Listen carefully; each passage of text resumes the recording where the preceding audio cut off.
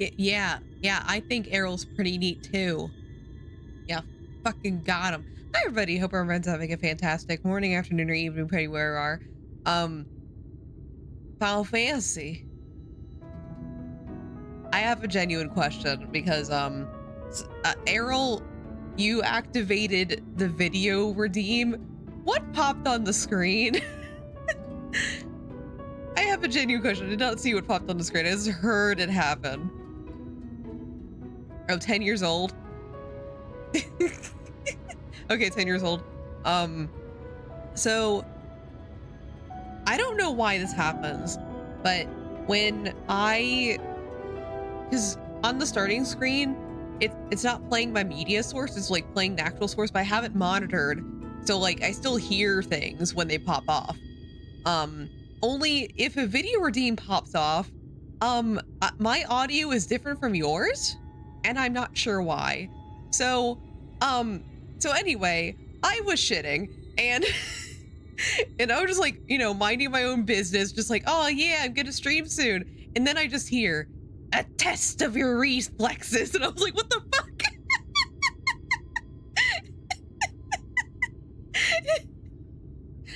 So thank you for having Xenos surprise me on the toilet. I really appreciate it. never safe. You know, Xenos is the kind of person who would attack you while you're shitting.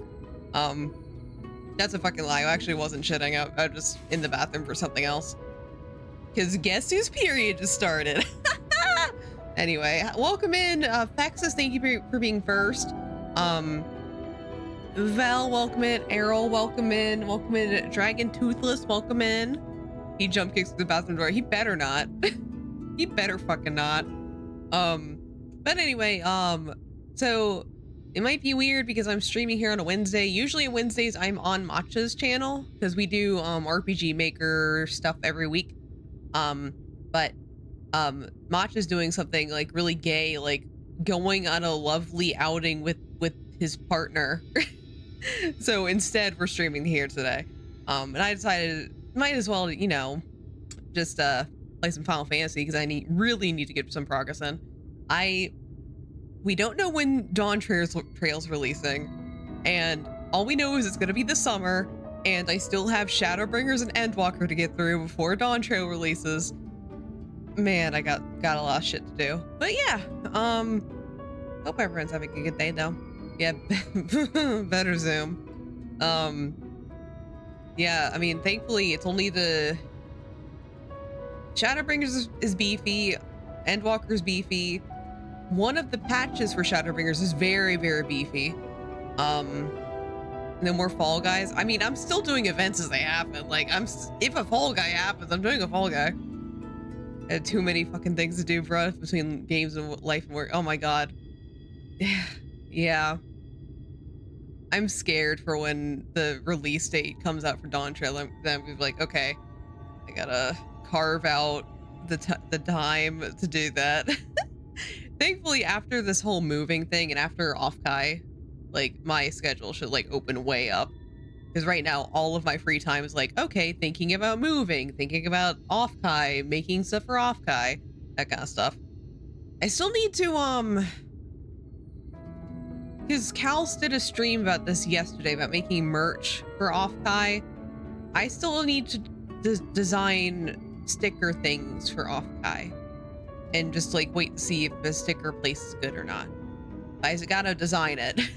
So I can't even order right now because, you know, money's tight, so I have to wait until the end of the month to order anything fun. But I do have to design it beforehand, so like when I can order it, I can just like submit it and it'll be fine. I'll be going inside Blitzen Viper to 90. Oh god. I'm refreshing the sticker site to see has it shipped yet. Oh, I mean, didn't you order that like a little bit ago? It hasn't shipped yet? That's a little weird. Though I get that again, I have not ordered stickers in my life, so I wouldn't know. I'm good. Just getting ready to go to the city ward office to update my residency, then go to the post office. Oh god, you got a lot to do. Man. So much to do. Yeah, I gotta update all my residency stuff when I'm actually move. It's like I have a long list of things like, okay, once I'm actually living at the new place, I got so many places to update. And then I have to go to the, well, I don't have to go there. I just have to like report it on the post office site. Just like, hey, forward my mail, please. The proof was approved on the 12th and it's been one working week. I don't know if you printing. Oh, okay. The joy of living here in Japan. Oh God. Yeah, I bet there's like a lot of weird stuff they wouldn't think about for Japan, as opposed to United States. I have to do like a few things because I'm moving states, so I have to do fun things like turning in my license and getting a new one, and proving that I'm a real person by like having my passport with me and all that shit. Having my social security card with me. All that. I have to like find all that before I move. It's somewhere in here. I really want to go to Afkai and to see my cool friend. Oh my God.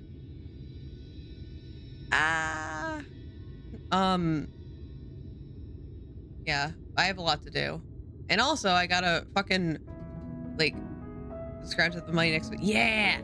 Like I also do something like my license plates, because like, okay, here's a stupid thing about my state. So last time I had to upgrade my registration, I knew I was moving out in less than a year. So I was like, okay, so I need to renew my registration. I can just get 1 year because like I know I'm moving in less than 1 year, so I'll just get 1 year and then it'll be fine. Only my state removed the option to fucking only renew for 1 year. They're like, no, you have to get 2 years actually. So I'm like, that's the difference of $100, and I know I'm not gonna be here. So last time I was just like, can I just get 1 year, because I'm not going to be here that long. And they're just like, no, you have to pay for the 2 years, and then we'll refund you a year when you mail in your license plates. I'm like, yo, so I'm basically like giving you a $100 loan for no fucking reason. Like, I know I'm not gonna be here that long. Those are ridiculous. Like, they're literally like, no, instead of just paying for a year, you have to pay for 2 years. And also, when you mail us your license plates, we'll mail you a check and you can just get it whenever. I'm like, dude, that $100 could be like useful for my next state's registration, you fuckers. Exactly, an interest-free loan. Like, man, at least the IRS pays you interest if they take too long giving you your refund. Man, I'm still pissed off about that, because they used to do that. Like, they used to give you an option like, hey, 1 or 2 years, and I'm like, cool, but they just changed that for I don't know why. They were just like, no, we're taking away the option to do just 1 year. Give us $200 now instead of 100, like, you little bitch. I'm like, okay, fine. Stumbles my way down the stairs, not expecting to pay 200 instead of 100.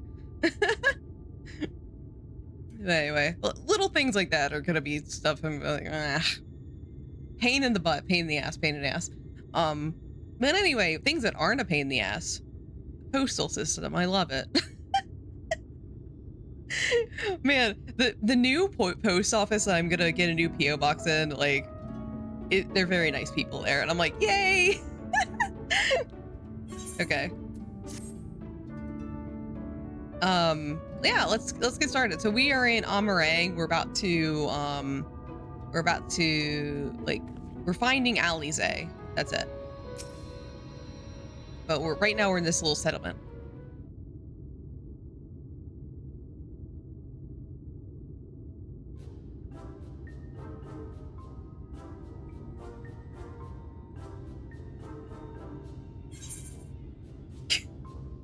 In Virginia, where I used to live before the move to Japan, you could do 1, 2, or 3 year, but the 3 year wasn't allowed for folks in what was considered northern Virginia. What? Why?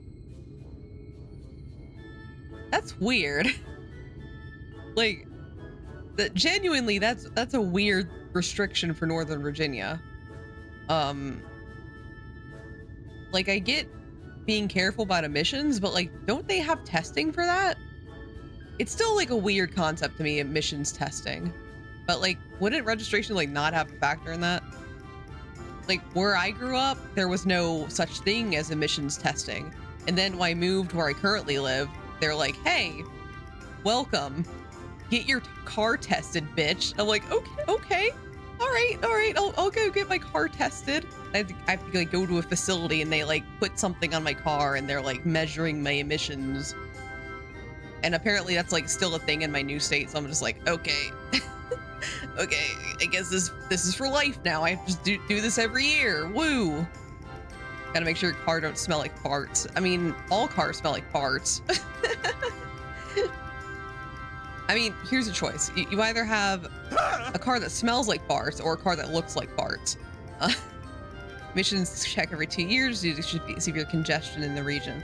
Oh. Okay, Lurk, have a lovely stream. Have a lovely Lurk. Yeah, I mean, I guess that makes sense for congestion. But like, why does that have anything to do with registration? Like, people have cars for years that like aren't shitty. Funnily enough, I think the reason why they didn't do emissions testing where I live, because just being as vague as possible, I kind of grew up in the boonies, you know. kind of grew up in like you know, the ye old farmland, and I'm pretty sure if they started doing emissions testing, most of the people in the fucking area would have to get new cars. I don't think any of the cars down there would ever pass emissions tests. But yeah, right now I have to get it tested every 2 years. The new area I'm moving to, I don't know how often I do. I just know what I have to keep doing it.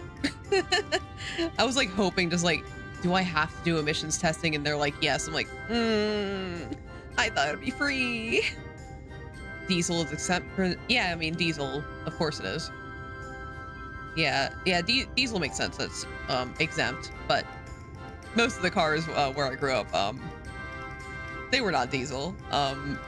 I'm pretty sure a lot of them were not road safe, but that didn't stop them. Exhausting. It's not that bad. At least how it is where I live currently. Like all I have to do is like, there's like a little center. It looks kind of like a car wash. So it's like, you ever seen like a giant car wash facility where it's like a bunch of different stalls? You just kind of drive up and wash your car and leave. It's kind of like that, except there's like government workers in there and they just like, okay, hi, give me the thing that told you to get your emissions testing done. Okay, I scanned it. I know who you are now. I'm gonna just get out of your car and I'll do the thing. So it's actually really chill. It like costs like $10 to do it, but it's not exhausting at all. It's just a chore that I was hoping to escape, but you know, sometimes that was, oh no, I'm just stupid. Sorry, Mystic. Welcome in, by the way. I'm feeling a little eepy today because my period just started. So you know, like when you're on your period, you get a little eepy. And you don't even get puns. Yeah, that is one of the things I have to do when I move, is like emissions testing more, mailing away my old license plates, getting new ones, you know, all this fucking shit I gotta do, man. Man, here's something I haven't even learned the answer to yet. Like, I'm trying to figure out, like, how do I report to my current state that I'm leaving? Like, can I just, like, walk somewhere and be like, hey, I don't live here anymore. Can you, like, take me off of your, like, jury duty thing? Because I don't want to get... Because, like, sometimes if you move, they, like, still keep you in the system for jury duty, and it's, like, a headache, and I'm just like, how do I just, like, take care of that right now? I don't want to think about that. They have drive-through mission checkpoint at random locations, so one doesn't have to go to a shop but you still pay the full fee. When you find out, let me know. Still get the previous owner's mail. Oh my god. Okay, I'm gonna tell a story about like previous owner's mail. So my current place, the place I've been living for 2 years, I still get the previous owner's mail, and there's actually a reason for that. So when we first moved here, apparently the previous tenants had been evicted, like, and apparently they left like the place in a horrible state. Like they were not taking care of the place, like as in they were like cleaning the place for like the 4th time right before we picked up our keys. But the previous tenants, they kept one of the mail keys.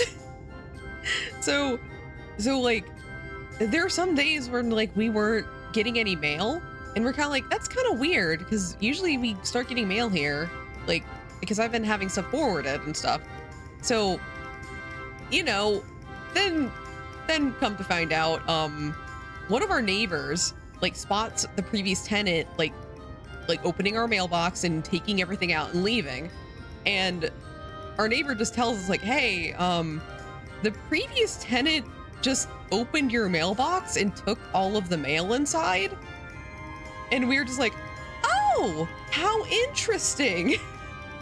So we had to like go through the whole process of getting like the key changed, everything. Like the previous tenants, they weren't like, they were still just picking up their mail there. They hadn't lived there in like 6 months by the time we moved in. So like they were just like kept bossing over and getting their mail. And oh, thank you, Joan. So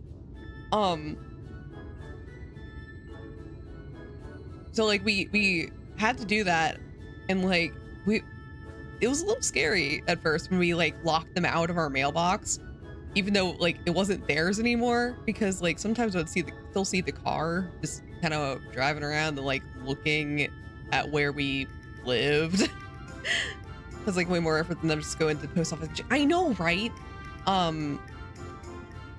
It's just like, why are you driving? Because we didn't know where they lived. So we were just kind of like, why are you driving all the way here? Like, you don't, I mean, I'm sure there's hard feelings about you getting evicted, but you don't live here anymore. Oh, and I probably got some mail stolen, which I don't think about. I try not to think about. It wasn't anything important, at least. It was probably just some spam mail they got from me. And like, and to this day, like they've been locked out of the mailbox for like probably a little, like a year and a half now. And yeah, not my coupons. Oh, and we still get their mail. We get like a lot of scary looking letters. like we get a lot of like messages, like letters, or on the front it says like, open now, this is very important, you're overdue on something, like the really scary letters. So we keep on getting those, and we just kind of write like, hey, they don't live here anymore, and just like slides it back in, just like, don't let us deal with this. Had to get a mailbox at the UPS store due to the landlady I had all the time having a sister go through it. What the fuck? What? Yo, that's so weird. Holy shit. Yeah, thankfully I always keep a PO box. So like, when we discovered that our neighbors were like, you know, or not our neighbors, we discovered the previous tenants were like going through our mail, I immediately like went to the post office and be like, hey, can you redirect everything to my PO box, please? And I just had that set for like a month or something, of just like everything with my name and my partner's name just went to the PO box for a while. So I'm just like, well, until this is sorted out, at least I won't get our stuff. That's crazy. Like, why would anyone decide who gets your mail or not? Like, legally it's yours. Ugh. But anyway, I'm getting a new PO box in a new place. Like, I just like having one. It to me, it's like, it feels better. Especially because I live in an area where package theft is very rampant, so it's much more convenient for me to have everything mailed to my have everything mailed to the PO box rather than like the front porch. What is it? Yo, what? What the fuck? Yo, why the social security numbers? Yo, that's a fucking scam. She was trying to steal their identity, I swear. Like social security number, if they ever want that, they are trying to scam you or stealing identities, that sort of thing. Ugh. I hope you're out of that place or something. Or maybe that was like where you were previously in. I mean, yeah. That's insane. Oh. Man, the only problem I'm having with my current place I'm moving out of is that, like, for some reason, they've never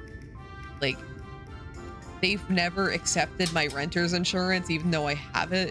It's like a weird situation. Like, they're just like, but this isn't exactly, like, it has everything that they want on paper, but like they always find something wrong with it. Every time I fix it, they find something else wrong with it.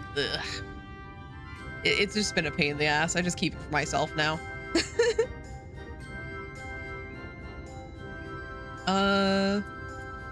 So is this a mord?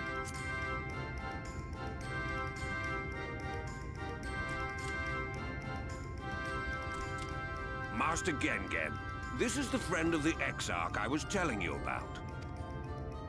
Very good, very good. Though friend or no, all are welcome in Maud's. Souk is Mordish for city. As things stand, this souk boasts the largest and busiest marketplace in all Armorang. Just like they want a specific insurance company for my financial kickback. Yeah, I think that's correct. Because they're like, hey, I mean, if your insurance isn't working out, then we're partnered with this one renter's insurance thing, and I'm just like, I have it. Like, I already have renter's insurance. I've been using the same company for years. So I think there's just something like little, you know, little sussy going on there. It's just like, why are you like keep finding something wrong with the perfectly good renter's insurance place? Come on. It's a little suspicious. You'll find ore from the mines here, of course, but all manner of other things too. Many of them rare. As I told you before, not many visit Armorang by choice, but Maud Souk's a different story. Merchants come from miles around to purchase the relics the Maud dig up. Aye, that they do. For Maud do not dismiss the spoils of the earth. We clean them and polish them and reveal to the world their true value. Oh yeah, also, like, one of our theories actually is that the reason why they're so particular about renter's insurance is because I forget when this happened. This is probably like soon after we moved in here for the first time. One of the apartments near us blew up. Like, someone left the oven on, and, you know, kaboom. Like, we didn't hear anything, but like we left our place one day. We're like, what the hell happened over there? That is why they come here. Come from far away. Come with much money. And we found out, like, oh yeah, someone fell asleep while using the oven and just kind of left something in there, and it blew up the place.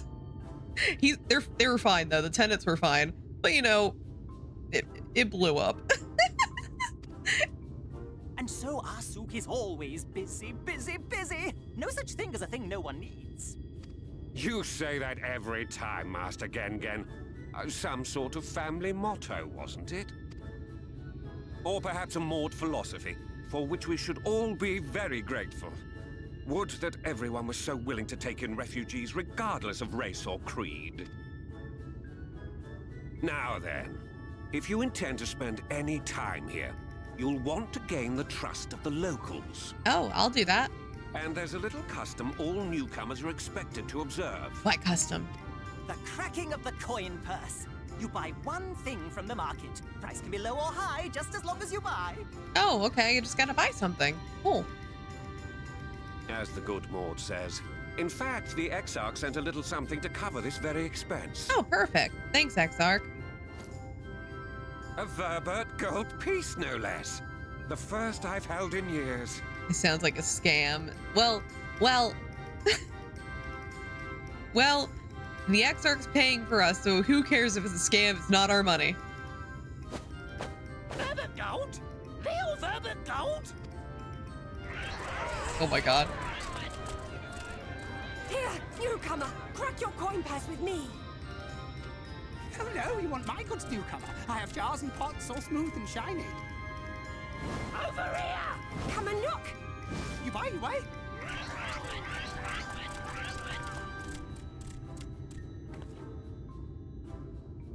Enough of that! Calm, I say! This one must still journey through the barrens. Nothing bulky, nothing heavy, no pots. No pot. Nothing better for the road than a full belly. Spend that piece at Ronron's place, yes? Eat for 3 before you leave.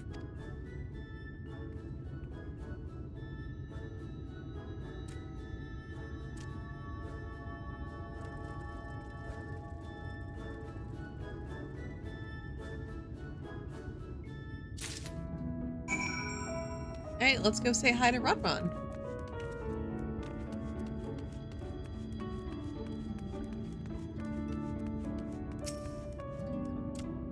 Welcome to Ronron's, traveler. I have wares to empty your purse and fill your belly. Take your time, stare and sniff before you choose, but no drooling on the merchandise, yes? Browse Ronron's wares. You may move the camera as well as zoom in and out. Target a foodstuff and inspect it with X.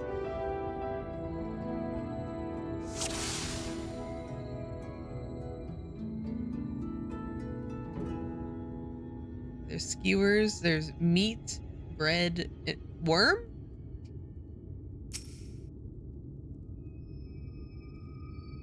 Everyone's favorite, plump white worms slathered in honey.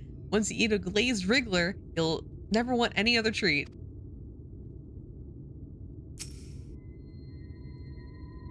I call that mush loaf. The middle is stuffed with bittersweet cactus fruits, so even the bread dries out. It's still moist inside. Keeps you going in the heat.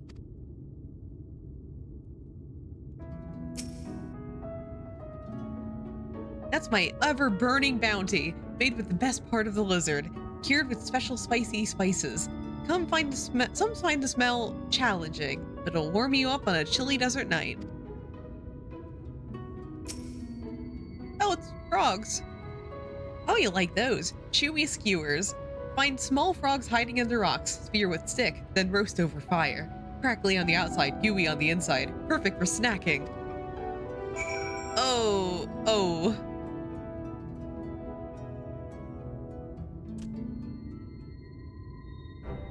They all look tasty, yes? Which to choose? Huh. I'm gonna go for the ever-burning bounty.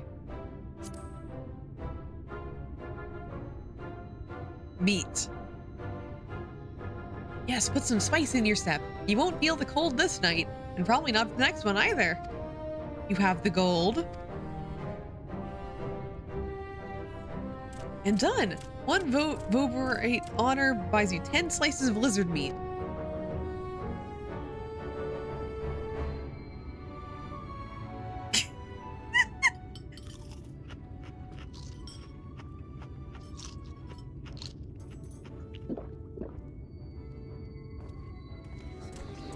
Oh, she's dead. She's dead.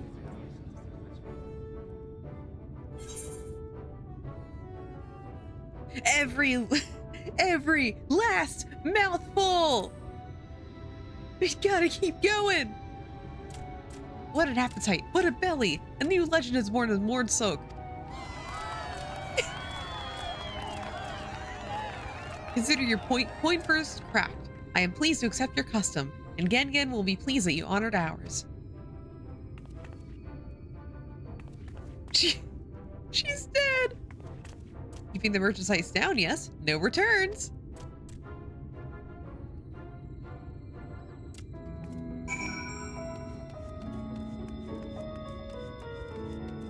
You gotta go for the meat every time. I was watching from here, Ner. You honored our custom with great relish. You will always be welcome in Mordsug. If you need anything in Amarang, we are here to provide. I level up. 75. Yahaha! You have courage, my friend. Ronron's wares are more exotic than harmful, but I don't envy you the bellyache you'll have on the morrow. Right, now that you've eaten, I expect you're eager to get back on the road. Would you mind if we delayed our departure a touch? I have a few deals left to close before I can conclude my business here in Mordsog. Yeah, I gotta recover. Oh, offering your services, are you? Aye, well, an assistant would certainly help hurry things along. I have a receipt here for some goods that need picking up at the market. All properly paid for. You just need to do the lifting and carrying. I'll go and take care of some last-minute haggling then. See you in a bit. Okay. Maybe the market receipt at any time using the request by using the relevant item at the key items. Okay. Okay, so let me look at this. Okay, table cactus, Thonton, Tholtol. Mill to be collected from Mulmul. Oh god. I don't think this cured leather. Oh god, they all have similar names.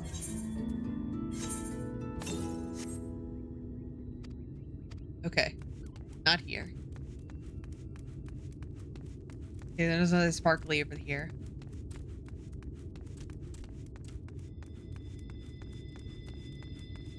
Okay, I don't need anything from there.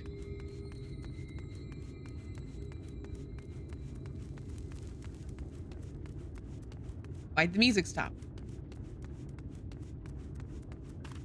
Okay, is Thonton?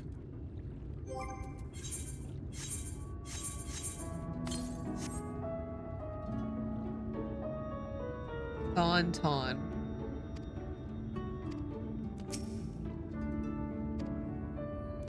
I mean, it's not the herbal remedies, right? It's a cactus thing.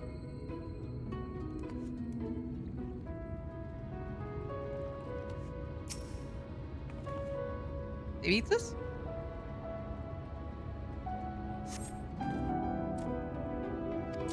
Okay.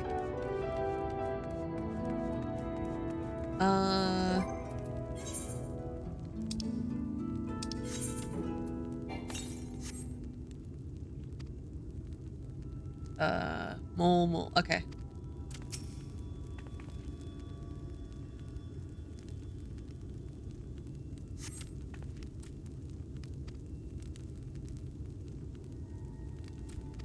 Okay, got that. I'm not reading through these, I'm just doing my thing. Doing the shopping.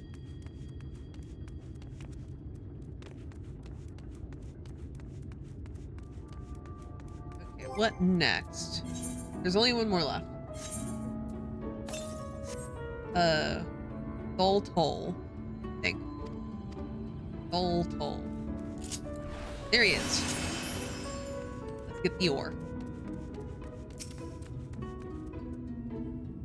I think first time I played this, I got lost in here. I was like, where is everybody? Hey, average fan, welcome in. Have a good lurk. Yeah, stay far away from here, especially if you're only in Storeblood. Iron ore.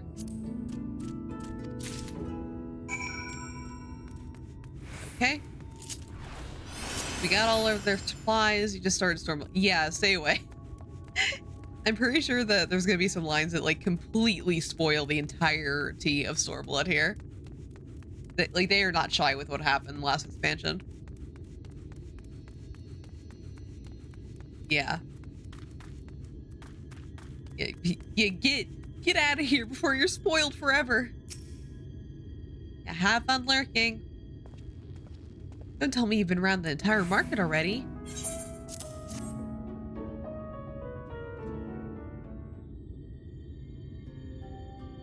Hi, that's a lot, all right. Good work. And quick work too, considering you're not set foot in the place before. I thought you'd just sit on the city like Dagsark. Something tells me you're not a stranger to be visiting strange lands. Unfortunately, your efficiency prevents something of a problem. I'd hoped to conclude my business before you'd returned, but it seems like there's been some confusion over one of the orders I placed. I'd have to drag in my middleman and sort this mess out. I'm sorry to make you sit around and twiddle your thumbs. It's hard? It feels like an age since I last saw you.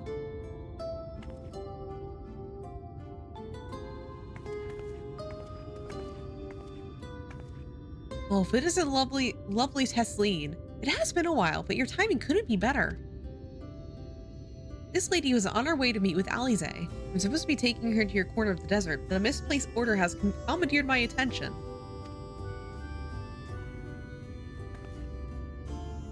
Wait, I know who you are. Alize told me so much about you. You're Nur, aren't you? I knew it. How wonderful to meet you in the flesh after hearing all these stories. I'm Tesleen. I work as a carer at the inn. I've gotten to know Alize quite well since she took up guard duties here. Do you want me to take over as Nur's guide, Pissard? My shopping's all done and I'm packed for the road, so it wouldn't be no trouble. That would be a great help, thank you. Well, looks like you'll be able to head straight out after all. My caravan and I will be in the area for a while yet. Seek me out when you've had your fill of Amarang, and I'll send you back to the Crystarium. Alright. Continue on our journey. First, let me, get new gear.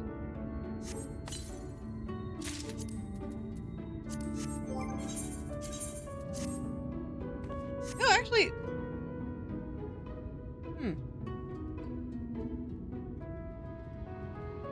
I like these with the glam. I actually could keep that.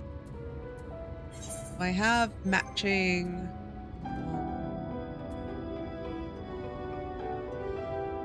what's the color of... I think it's rust red? Let me see. Diane. Yeah, I think it's rust red. Or wine red, wine red. Yeah, it's wine red.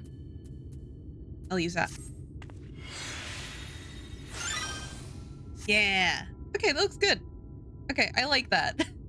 I'll have to update. When I get better equipment, I'm gonna just drop that into my glam chest. Alize has been desperate to see you, Nur, so let's get to her sooner rather than later. The inn isn't too hard to find, really, and you can actually see the top of the rock spires from here.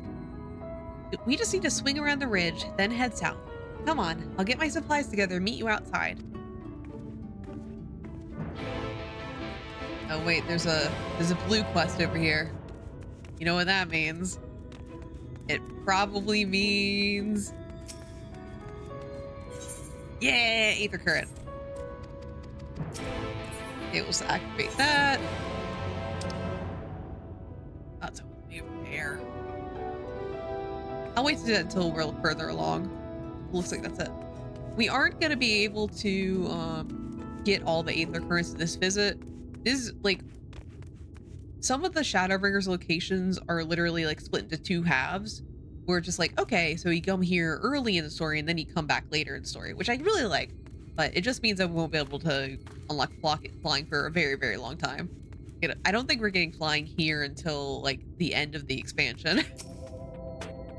All set? Oh, I should probably mention the wildlife.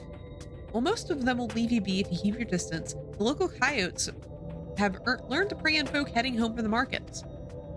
I can usually swing a sword well enough to fend them off, but I may have loaded myself down with too many bargains today. Do you think it can handle any beasts to try and make a meal of us? I thought you might. Alize was always saying how much you... I mean, let's get going, shall we?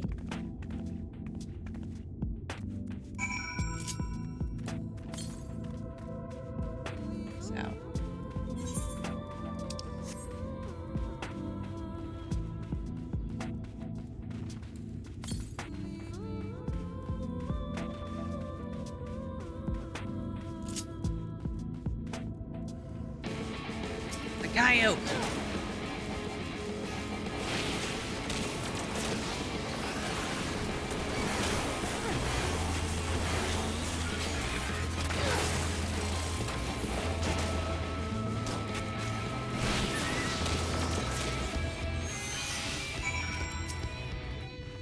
Sorry, there wasn't much time to shout a warning. Were you bitten? Those things could get nasty. And yet hardly a match for you, it seems. I'd always thought Alize was strong, but in her mind, she was never... now it makes sense. Well, we should push on. It might be best if you scout ahead and clear out any coyotes that have our scent. I'll wait here so you can fight without any distractions.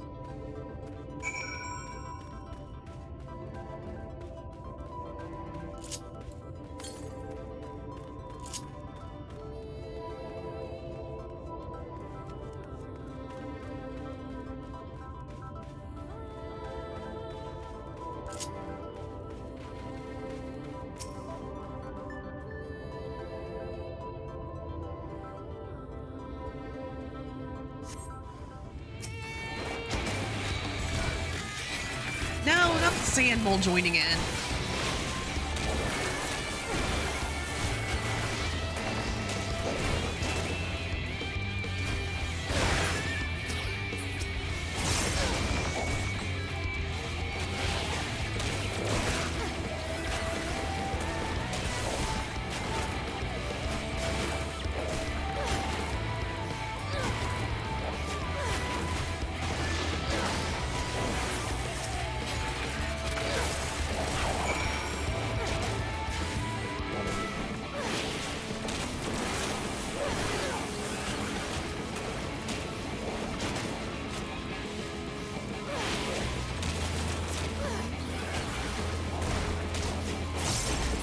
All right.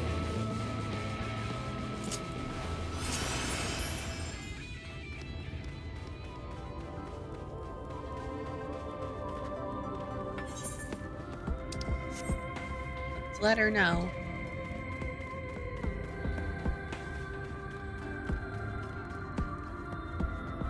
I'm usually not, god damn it.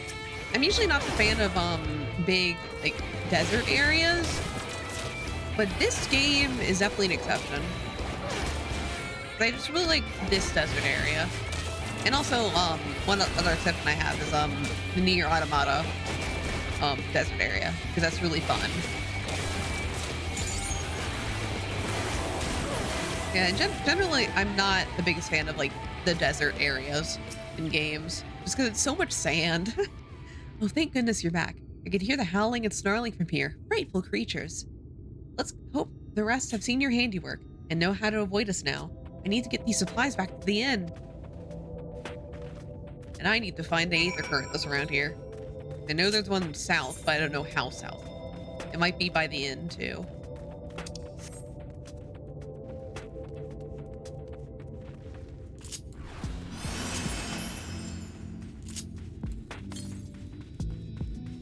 Yeah, it's still like very far down. It might be beyond where we're going.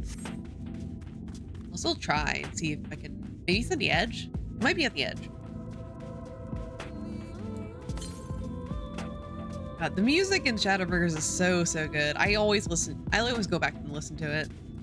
Like I mean, there are some like tracks I don't really listen to, but like Shadowbringers is mostly bangers. Whereas the other expansions, like they definitely have some tracks that are like, I mean, like that's passable. But the amount that they have for Shadowbringers as far as like the passable ones go, very few. It's very good. Southwest.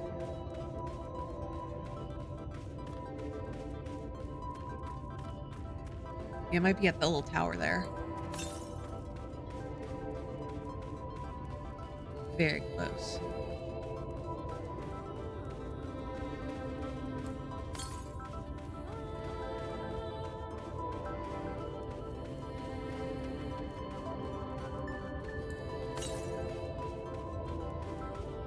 Realms. Oh, there it is. There it is. Perfect.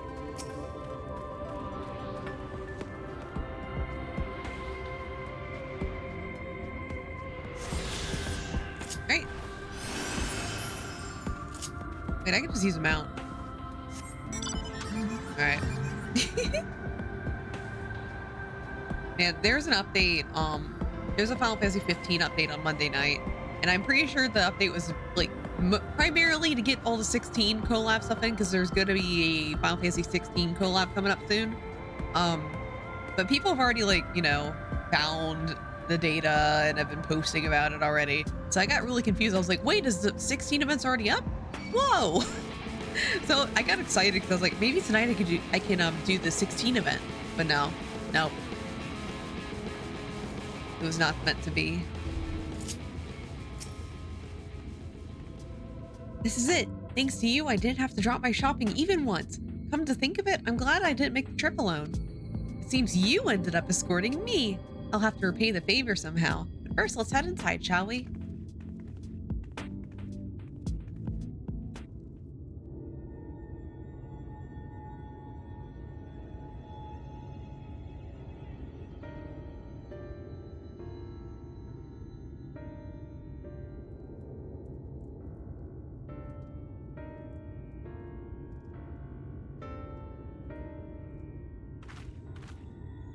Welcome to the inn at Journey's Head.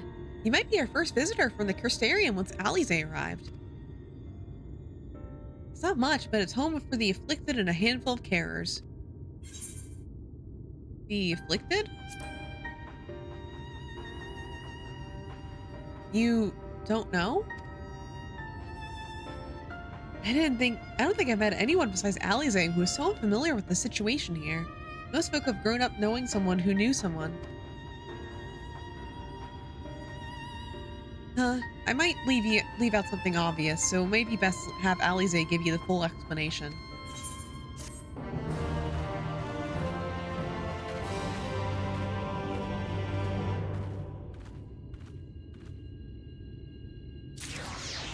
All right. The afflicted. Now, where is she?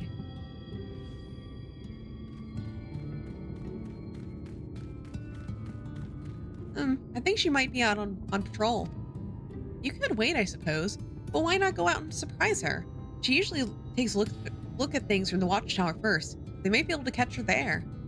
It's not far. Just head to the south side and you'll soon see it. I'll stay behind in case she comes back when you're gone. Wait, I was just there, wasn't I? Fuck. I was too excited that I actually made things harder for myself. I just want to fly so badly. Oh, there's another one southwest. Like that way. I can go find that. I don't think I can get to it now though. Yeah, that looks like I don't think I could go there right now. I could try though. I could try.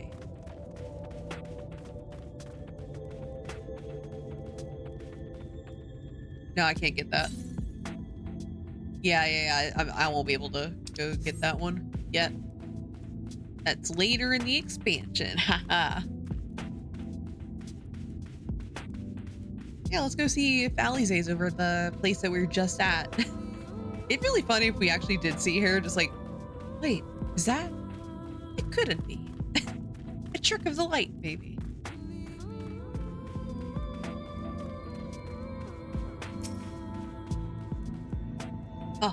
Footprints. Were those there before? Alize is nowhere to be seen, but you spot fresh footprints on the ground. They look to be the right size.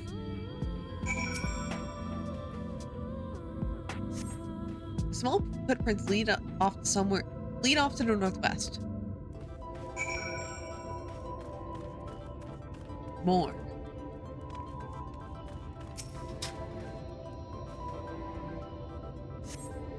Footprints continue on to the northwest. No!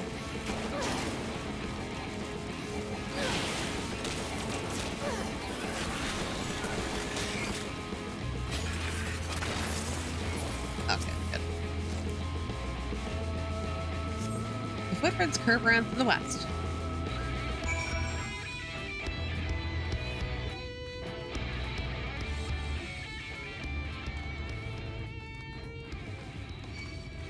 No!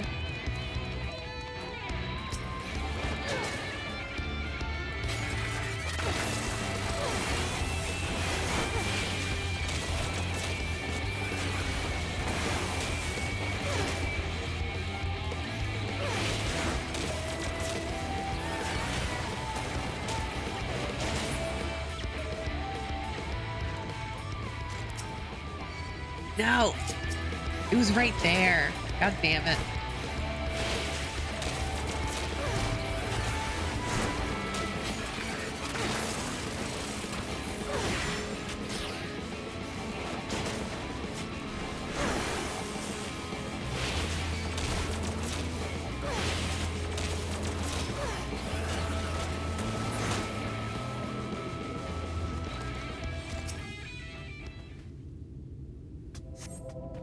There are more tracks here, but they end in a mess of disturbed sand.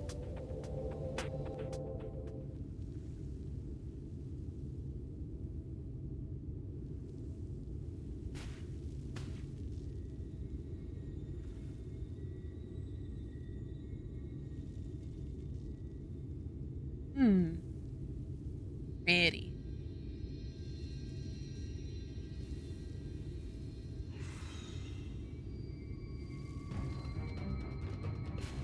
Get back here!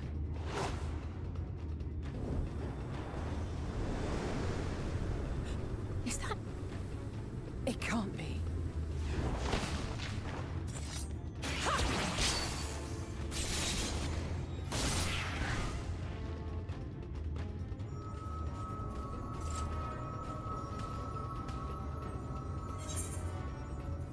Impressive.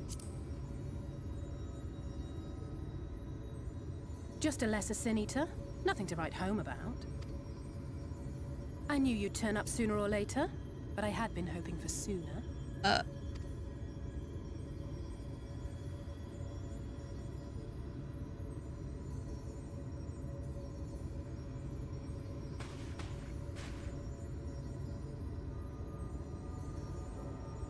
How are you? I always thought that was a long fall to have that thought going on. I know, right? How tall is that building?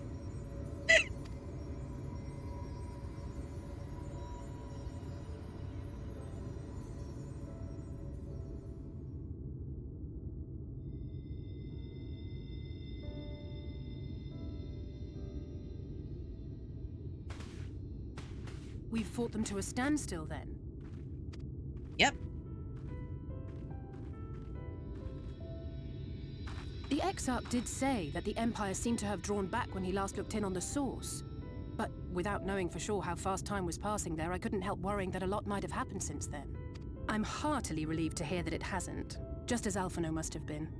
As you can imagine, both he and Urianger were desperate to hear the news from home when I arrived. I haven't actually seen Thancred and Y'shtola yet, but they will have heard all the latest developments from the Exarch by now, or should have at least.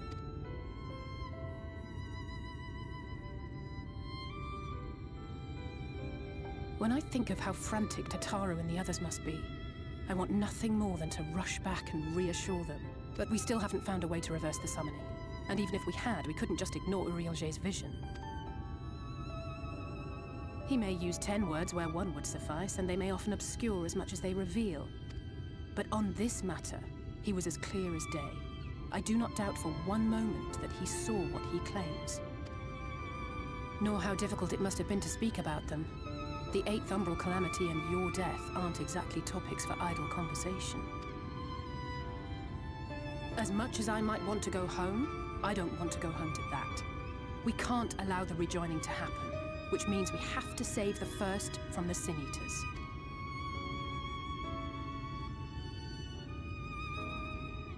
That great wall of white is a remnant of the Flood. 100 years ago, the balance in the First tipped decisively in favor of light. From that moment, it rose and swelled with each passing day, and then, without warning, it burst forth like water from a broken dam. A colossal wave of pure light, drowning everything in its wake. Only Norvrant was spared. For the most part, living things are composed of ether of various different aspects, but when exposed to such a flood, their etheric harmony is shattered, and their natural form breaks down. Then they either perish, or are warped into mindless abominations.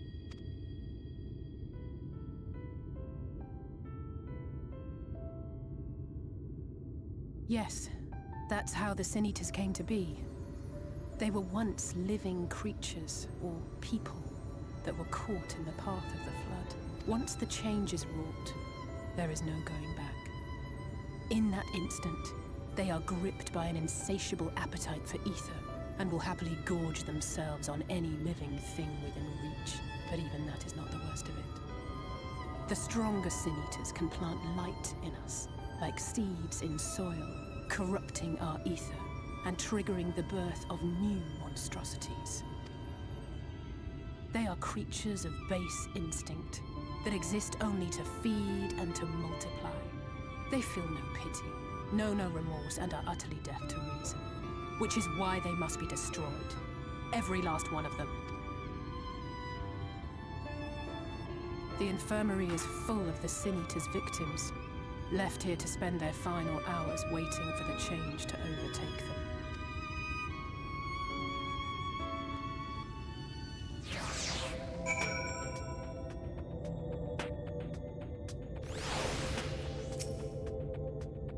It's just a matter of time. More for some, less for others. Those patients will all become monsters in the end. To add insult to injury, the afflicted are feared. Cast out of society, exiled here to the edge of the world. The only good thing I have to say about this hellish place is that it served me well as a training ground. Tesleen and the others have also been kind enough to share their knowledge of the Sin-Eaters, which is knowledge I can now share with you, while you help me finish my patrol, of course. Here's what we'll do. I'll take the east side of the inn, and you clear the west. That way you can have an undiluted experience with the resident terrors. These marks on your map are where the usual trouble spots are. You can assume that any beast with the white hide or carapace is a sin-eater, but you'll know for sure as soon as they come slavering after your ether. Remember, it's kill or be killed with these monsters. Once you've slain whatever's prowling about out there, we can rendezvous back at the north entrance. Good hunting. Honestly, the Sin-Eaters are such a cool concept for monsters. Like in general, like the whole like corrupted corrupted light. So like all these white monstrosities, like white porcelain, like normally kind of like what heavenly figures would look like, but they're evil. It's like, it's so cool. Man, I love it.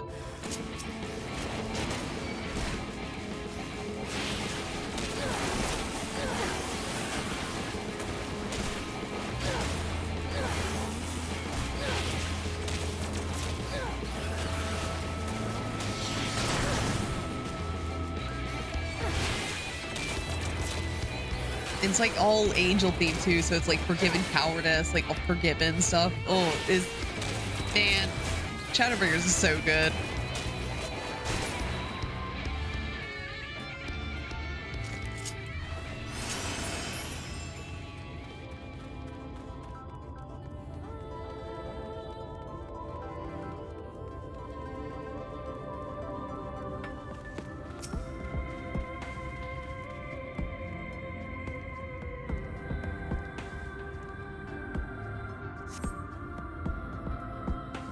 Okay, none here. Last one will probably have something though.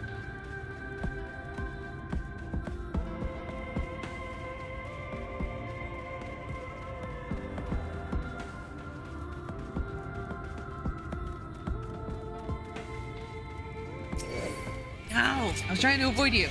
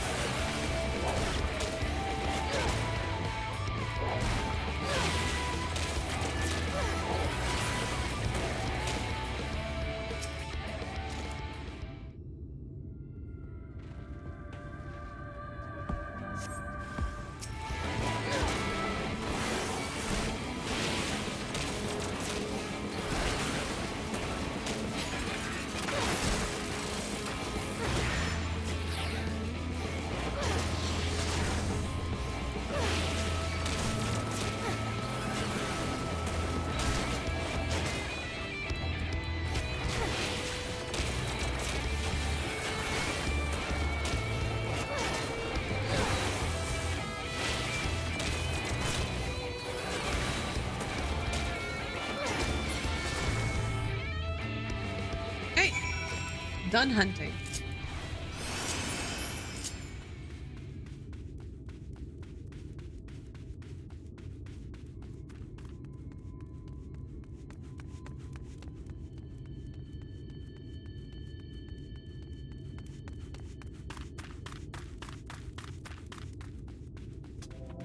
I just want to look at the sky.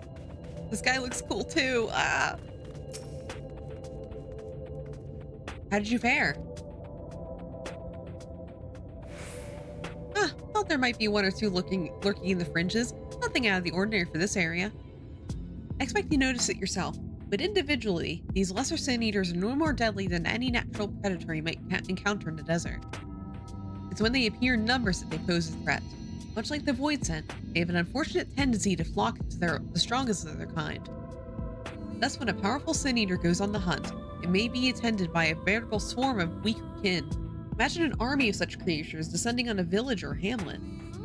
That's the basic idea behind my patrols. To cull their ranks often enough so that their numbers won't be overwhelming when the big ones come out to play. And you've certainly helped on that front.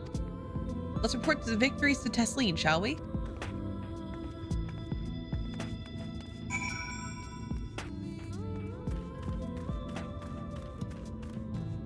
Yeah, I gotta get the Amaru Keep.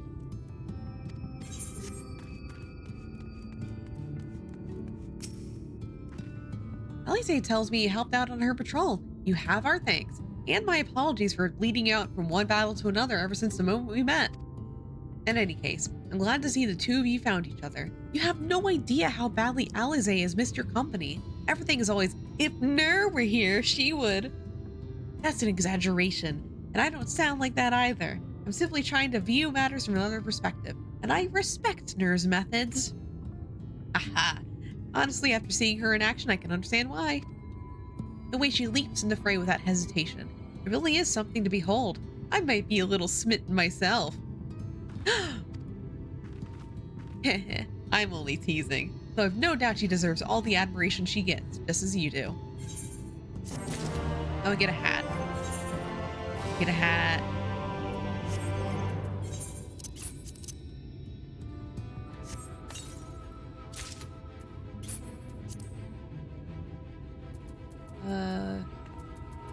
Armory chest.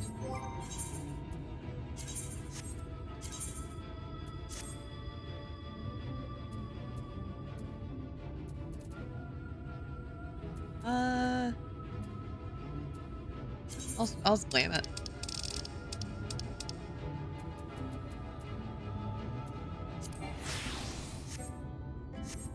Maybe on second thought I do like the no gloves look, because I do like the little arm guards they have. I'd love to sit lay at a welcome meal, but the duties I put off by when I went to the market are still waiting for me. There are 101 things that need doing. I'm sorry, but would you mind waiting here with Alize? What, and twiddle our thumbs while you work yourself to death? Surely there's something we can help with.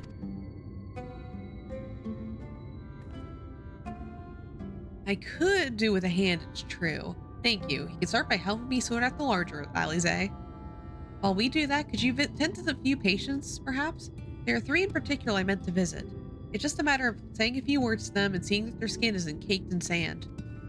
Their names are Ponel, Todden, and Harlick, and Halrick.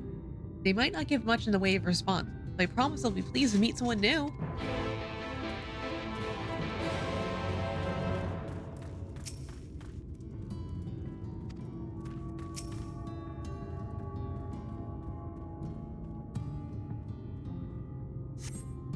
Thank you.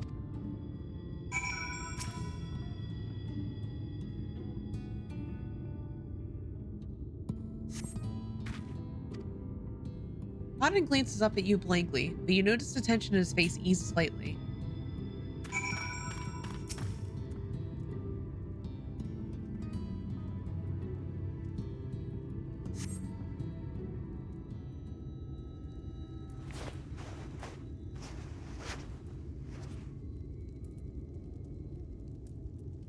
Halrick remains utterly still as you wipe the sand from his cheek. The texture of his skin is hardened into something akin to plaster.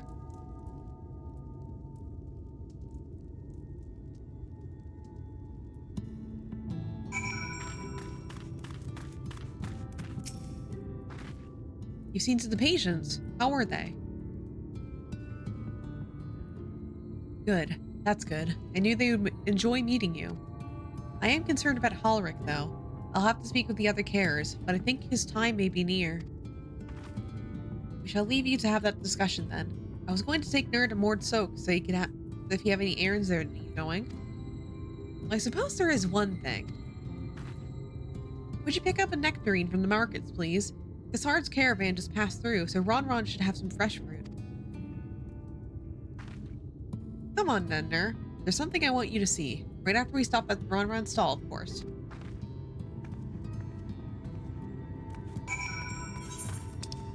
I'm gonna take an Amaru.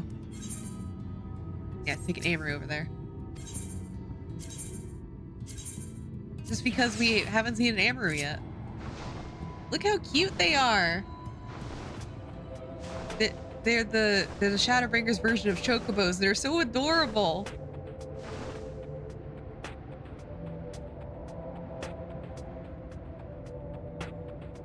It's definitely convenient, especially when we can't actually fly around here.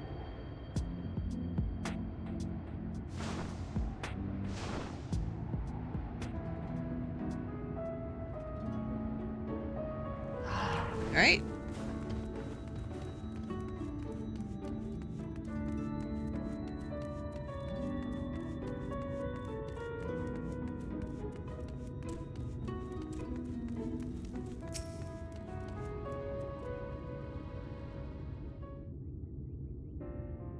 Oh, back again, are you? You need another taste of Ron's wares? Actually, we're looking to buy nectarine. Do you have any in stock? Oh yes, nectarines, peaches, grapes, fresh and juicy. Given how richly you cracked your coin purse with me, I might still owe you food. So here, take this one, free of charge.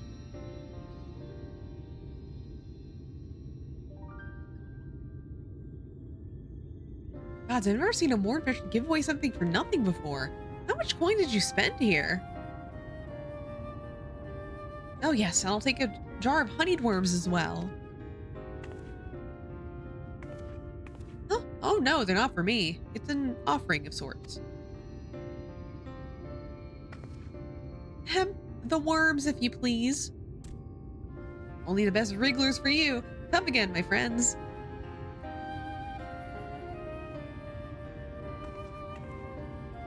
Right, that's our shopping chores taken care of. Let's head up past the Aetherites to the main tower. The view I want to show you can only be seen from the very top.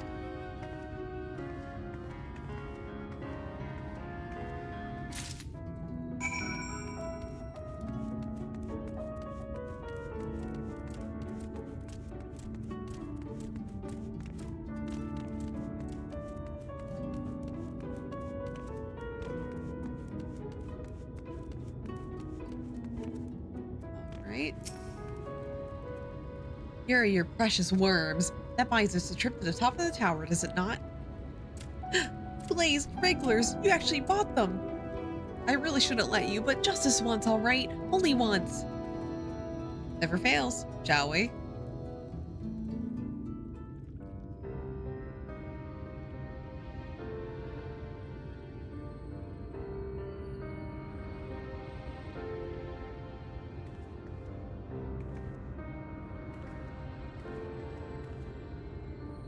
Look, over there, where the wall is broken. Do you see what lies beyond? That's what the land became after the light flooded in. An empty, white nothingness. Life cannot exist in such conditions.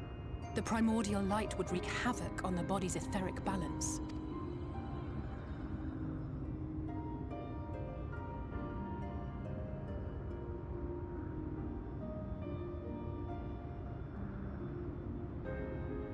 That nectarine you bought. It's Halric's favorite fruit. Oh my god, hi to Mochi, Meowdy. How you doing over at Fantascon? Are you excited for the horrors? The horrors are coming. Most of the patients, Halric included, survived the attacks of powerful eaters. I'll give you some good horrors. Well, it's coming soon. Get ready. But their fate was sealed all the same. The monster's corruption has entered their bodies. and their very essence is being subsumed by light. The twisted state of the world itself just makes matters worse. Under normal circumstances, a person's ether naturally tends to equilibrium. But for these poor souls, the opposite is true. Sooner or later, every single one of them will turn.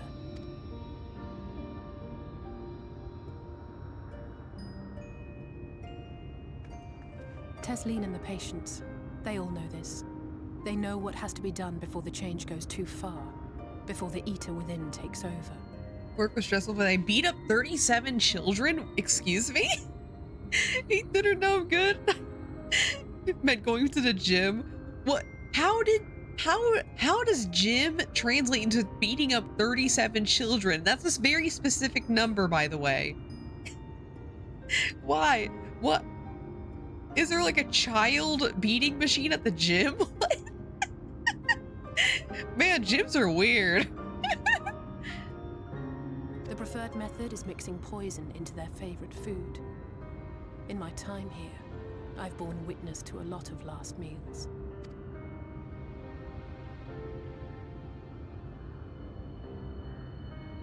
I feel just as helpless as before. No matter how hard I fight, it's never enough. Every squat I take, imagine punting a child. Oh my god. So 37 squats, good job.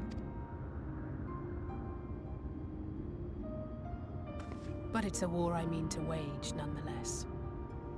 Speaking of wars, do you remember how I made you promise not to leave me and then promptly collapsed? Well, let's just say I had a few choice words for the Exarch concerning the timing of his summons. But even if the fault lay with someone else, I couldn't shake the feeling that I'd abandon you on the battlefield. So I swore that I'd make up for my absence there by making a difference here. And that's what keeps me moving forward, even when things seem hopeless.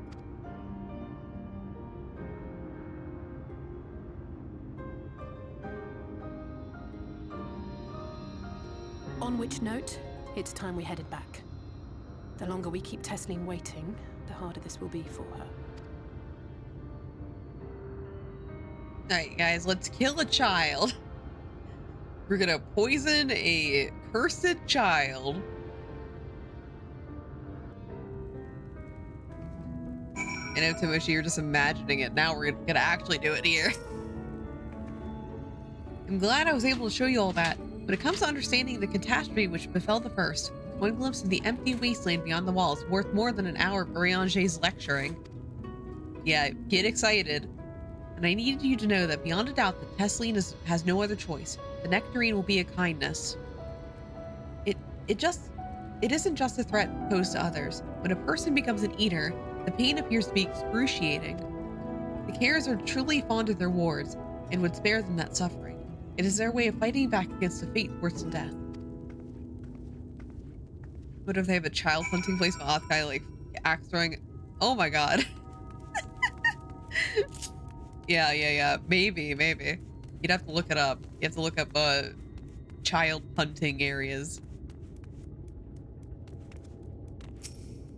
Man, last time I did axe throwing, I pulled my shoulder, so I don't think I'm gonna do that again.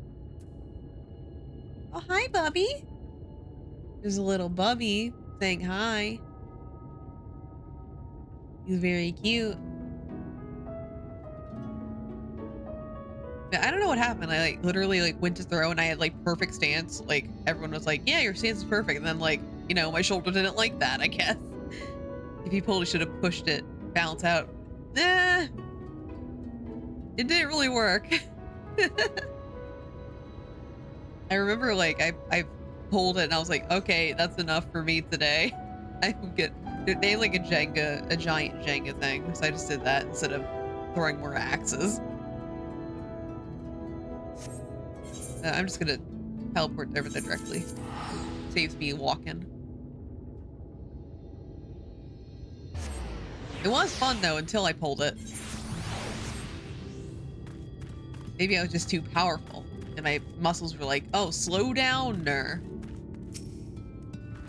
You're back. I hope you had a nice time. Did you manage to find a nectarine?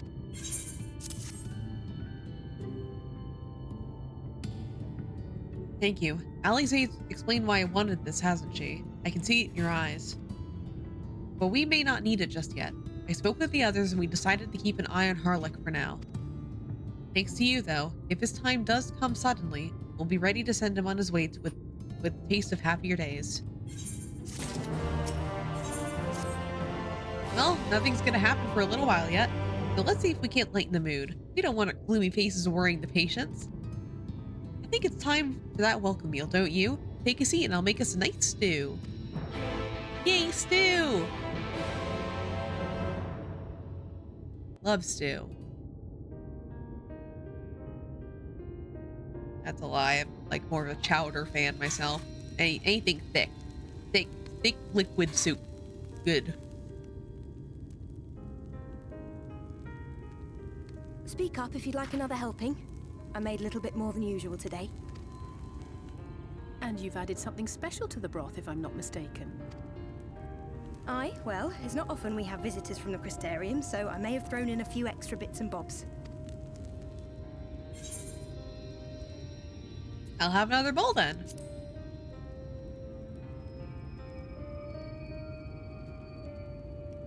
That's what I like to hear. Give me a moment to warm up the pot.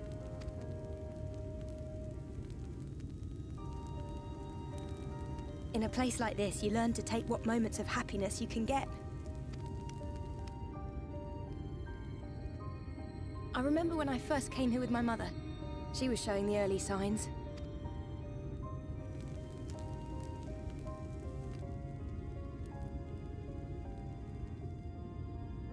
I knew there was no way to save her, but I just couldn't face what needed to be done.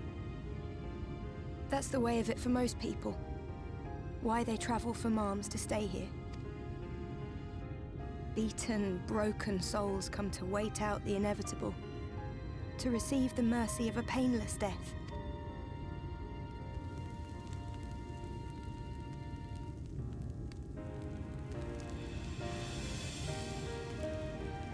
When my mother finally left this world, I was mad with grief, but also thankful that her passing was a peaceful one.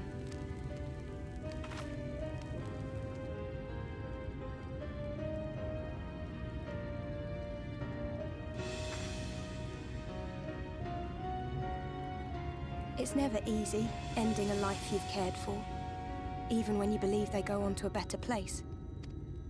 I often find myself wishing the Warrior of Darkness would come and do that part for me. Warrior of Darkness?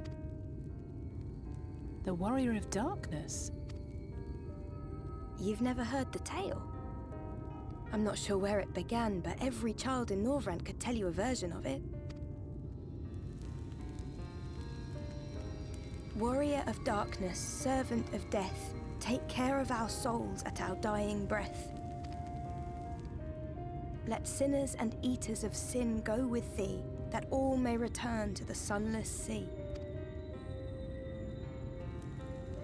Well, that's the version I was taught anyway. It's just an old bedtime story.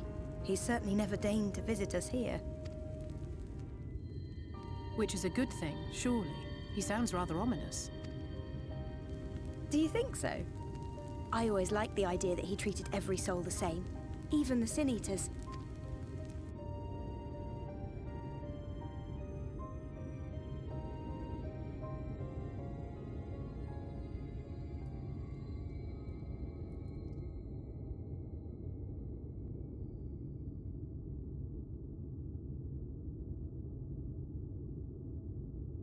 They're coming. Desleen! Have you seen Halric? I swear, I only took my eyes off him for a moment.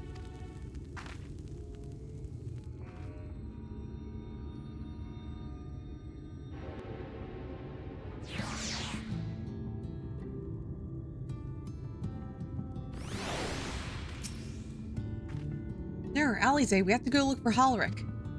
I don't know what's gotten into him, but if he's wandering out there alone, we'll assign search areas and split up. Any idea where he might be headed? No, he's never done anything like this before, but it can't be a coincidence that the other patients are suddenly so agitated. They can sense something. Ms. Bechtel, I mean, we'll see her soon. I don't know, maybe. In any case, let's keep the search close to the inn. Ulrich isn't very sure on his feet, so he can't have gone far. I'll search the east side. Please, Ulrich, please be all right. I'll cover the north and west end. You take everything from here to the south.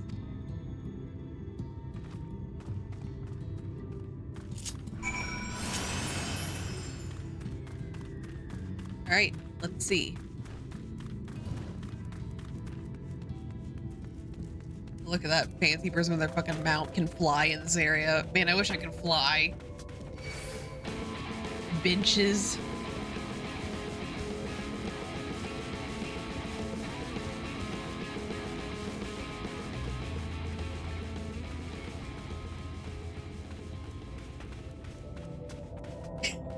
They flew over here to fish. Oh.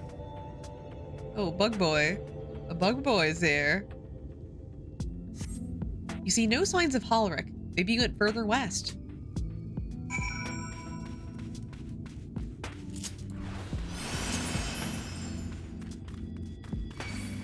Ew, not an ancient lizard. Ew.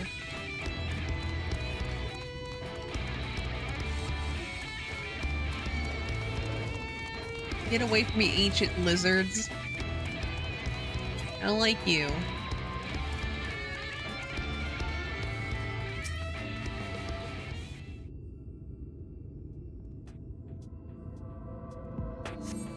You scan your surroundings in search of Ulrich, and suddenly find yourself under attack.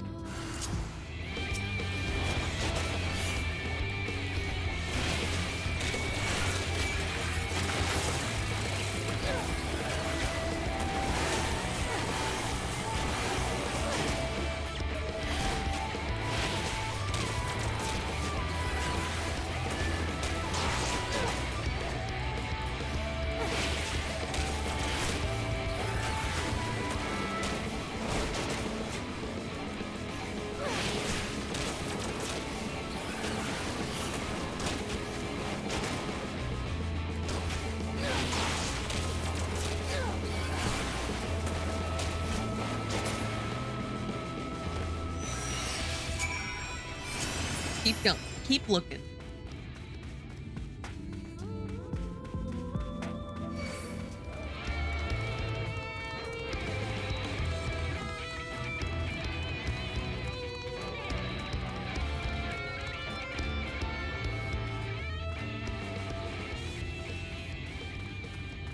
I don't want to get that ancient lizard's attention. Or the sand sucker's attention.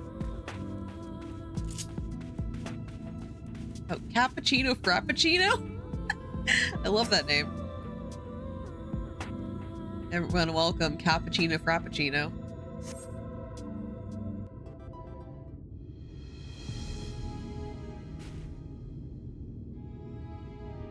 Any sign of him?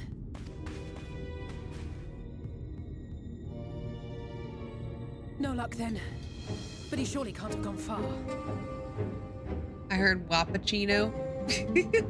Well, it's Frappuccino. It's Cappuccino Frappuccino. It was a character's name. Why are you making that emote out of a character's fucking name? It's probably a family name too. Wappuccino, yeah. Yeah, wet ass pussy Pacino. We should keep looking. The Sin Eaters are out in force, and if we don't find him soon, you can be sure they will.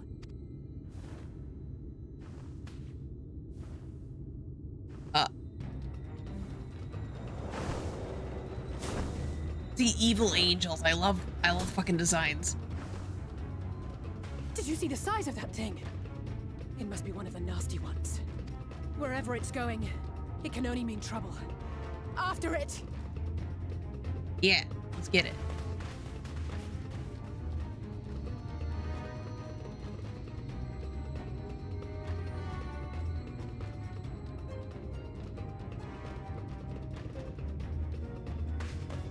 There it is! Is that... Oh no!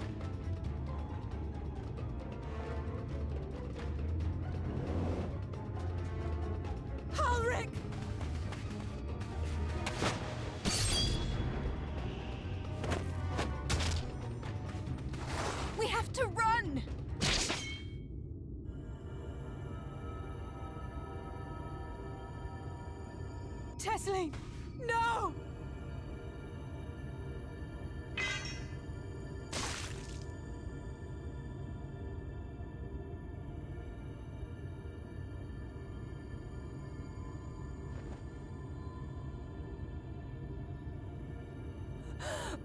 We all deserve happiness, wherever we can find it.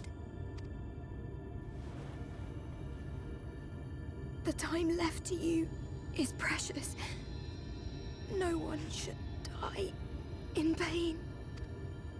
Mother, I...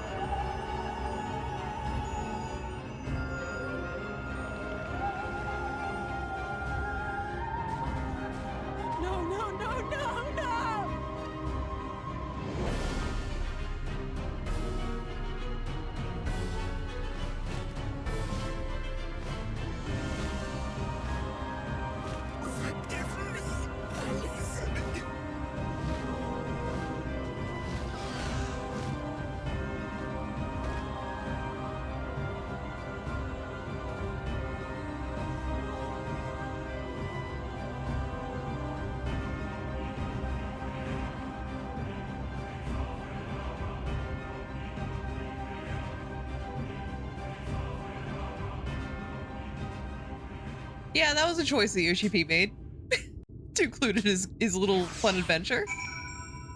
God, such a fucked up scene. What the fuck? God, some of the parts remind me of like something out of Nier. I think he did, but then he did it, but worse than Edward. Yeah. ShB just like reminding everybody, like, yeah, it's a game for adults. I'm sorry, Nur. I tried to tell the Cares what happened, but I can't be the shoulder they lean on. Not like this.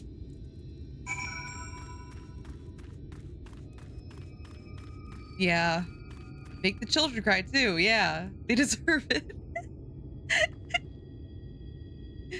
I imagine like ShB just like, okay, and well the writer is like, okay, so in this like plot point, they're gonna prepare to kill a child because it's turning into a sin eater. And then ShB's just like, we can't kill a child, but we can do something worse. It's just so unfair. Tesleen was always so cheery with the patients, telling them not to be scared, that there wouldn't be any pain. Of all the people in the world to suffer such a fate.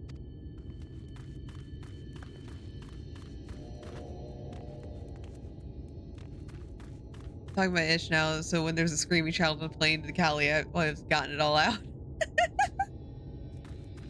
Oh my god.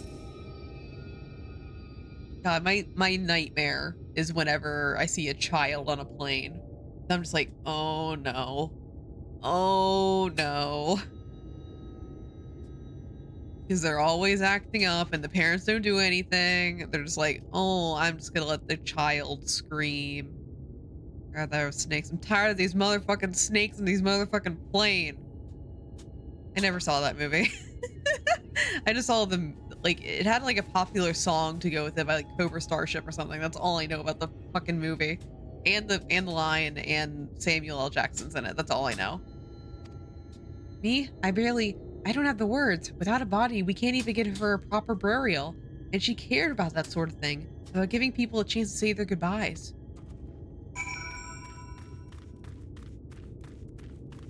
God, I think last time I was on a plane, there was a child like very close to me. I was like, oh no. Oh no. And they were kind of acting up, but I did have my like good headphones with me, so I couldn't hear them that much, but there were times when I could hear them even with my music blaring. So I hate children. Ulrich is as unresponsive as ever. He stands motionless, staring up into the sky where the Sin Eaters made their escape.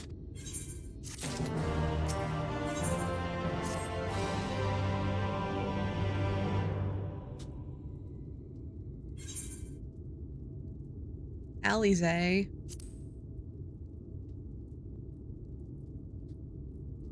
Thank you. What you're doing, it means a lot to them. To me.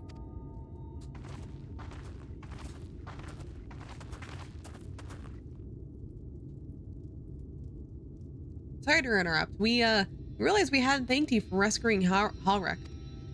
You weren't hurt at all, were you? Hurt? There wasn't even a fight. I was too late. Too slow. I thought I could protect you. You can't blame yourself for things beyond your control. You brought Ulrich back safe and sound. No one could have done any more. I'm sorry, but I've come to a decision. I won't be continuing in my role here. I hope you'll forgive me for leaving you, and that you will delay Ulrich's last meal for as long as you can possibly can. Not until it's too late, of course. Just give him the time you can. We always do. Of course, she would have done the same. Farewell, Ulrich. Keep Tessline's words close to your heart. Even though you've seen horrifying things, Ulrich.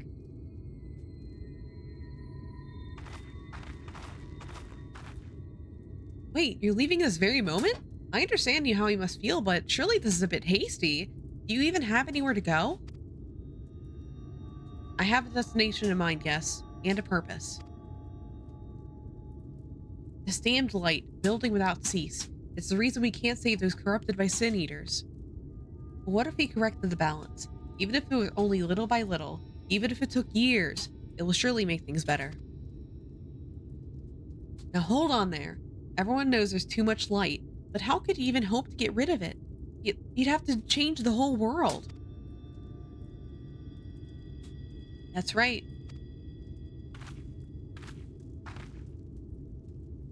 We should return to the Crystarium. I may not be able to repel the Eaters on my own, but I can use the skills I gained here to hurt them.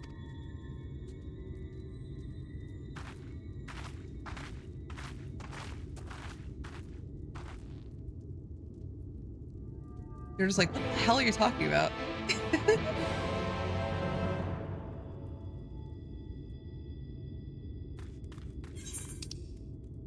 Alright, we have to go all the way back there anyway. So I'm gonna teleport over here and then just walk over.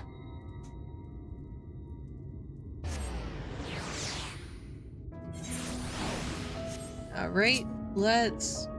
I mean, I can't fly, but, you know, I can do my best.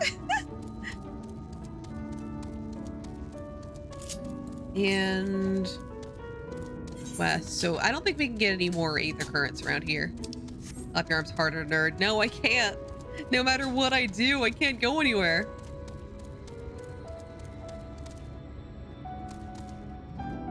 See, no matter what, I can't go. All right, we're hitting the gym. Okay. All right. I'll start lifting and then I can fly. That's how it works, right? Weightlifters can just go, yeah? Hi, Nox. How you doing? Hope everybody has gone. Welcome in, welcome in. Playing Final Fantasy today. God, I can't fly. fucking hate this. This is horrible. 100... What does KM mean? I'm not a gym bro. I don't know what the shit means. 100 push-ups, 100 squat, kilometers. I'm American. How dare you assume I'm gonna do kilometers? Doing good? Good. 100 push-ups, 100 squats, 100 sit-ups. No. Search Nook, search. Oh wait. This is. I don't care about this one. I only care to get my Aether Currents. There doesn't know the One Piece workout. I don't. You Miles, how dare you use freedom units? I am a full-bodied American. Freedom, you know. I don't know how kilometers work, or the centipede meters, or I don't know any of this shit. Fart units. Hey, they smell good. I don't even know the One Piece workout. Yeah. I don't even watch One Piece. One Piece is like too much for me. Every time I look at a shonen show and I'm like, oh, cool. 1,000 episodes. No, thank you. The calendar needs the fart Astarion. Funny you should say that. I'm actually getting another Astarion candle in the mail soon. It just left customs, guys. It's been in like customs for a week.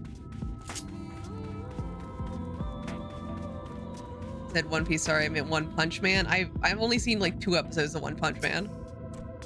Sorry, I'm a sham. Even sniff it in a cut, probably. Like, it got into, so my experience with customs are very hit or miss. So like sometimes something goes in customs and it's gone within a day, and then sometimes it's there for a fucking month. You don't know where you're gonna get with customs. So I'm glad it's only a week if I had to wait a little bit for it. But still, I was just kind of like, I hope it's not gonna be a month. I'm moving soon.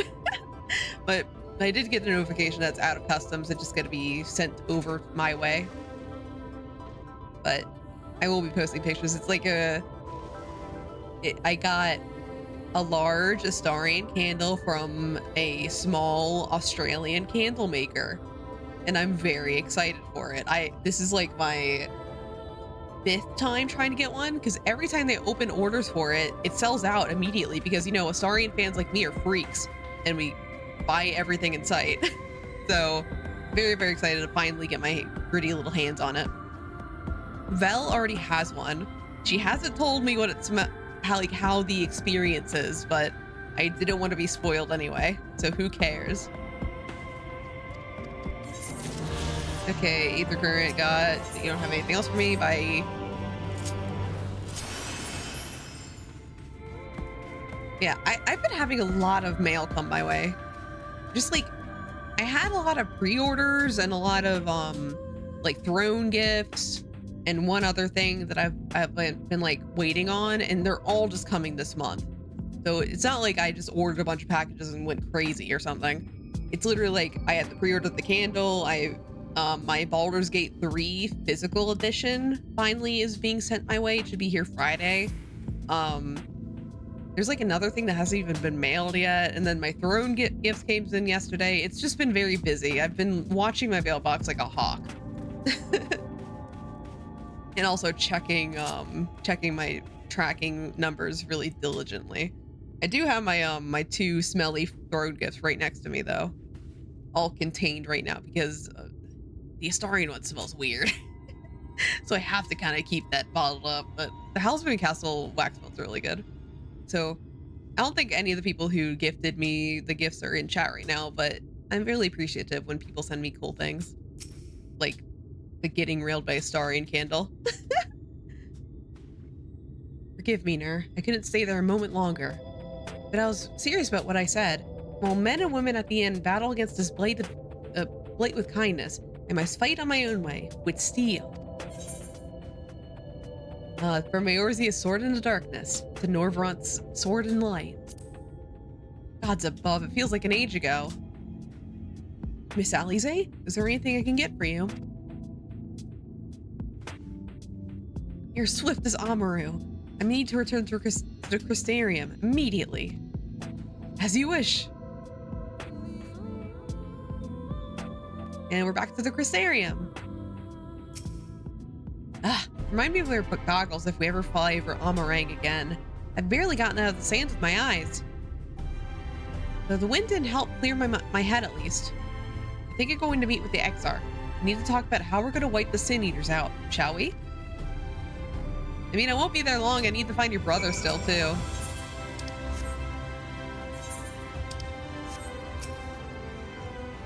Okay.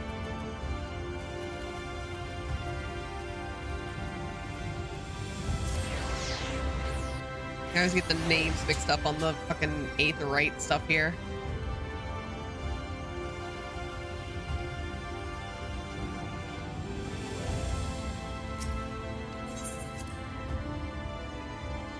Okay, let's say hi to the Exarch again.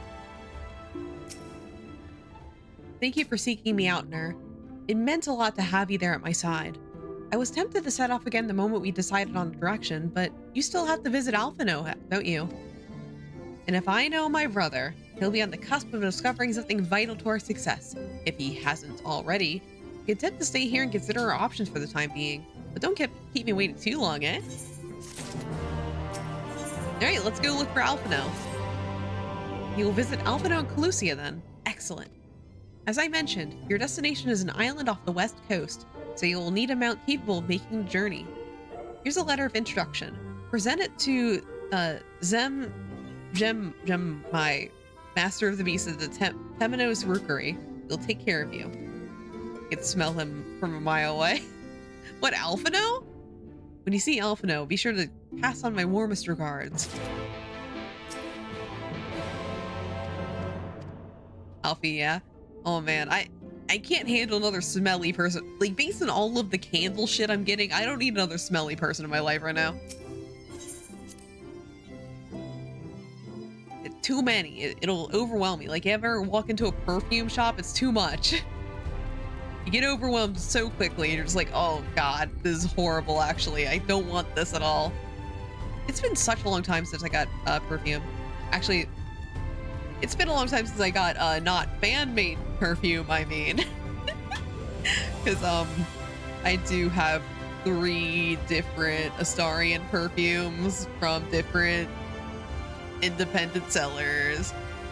And as far as like actual like the big mass-produced expensive shit, it's been a while since I got one of those. My mom used to be super into like getting different perfumes and stuff and like figuring out her scent and stuff. So like she used to have a lot. So if she ever got a scent that like for some reason like she didn't want anymore, or like maybe she liked it for a while but she doesn't like it anymore, she'd just give it to me. So I just like got to try a ton of different perfumes just from that. But she ran into this problem when I was a kid because both her and my dad, like they wore the same perfume and cologne for like years, to the point where like my mom said like, I can't smell this anymore. Like it doesn't smell like anything to me. And like it smells like something to me, but because like to me the perfume smells like my mom. But then she was like, I don't enjoy it if I can't smell it anymore. I've been wearing it for too long.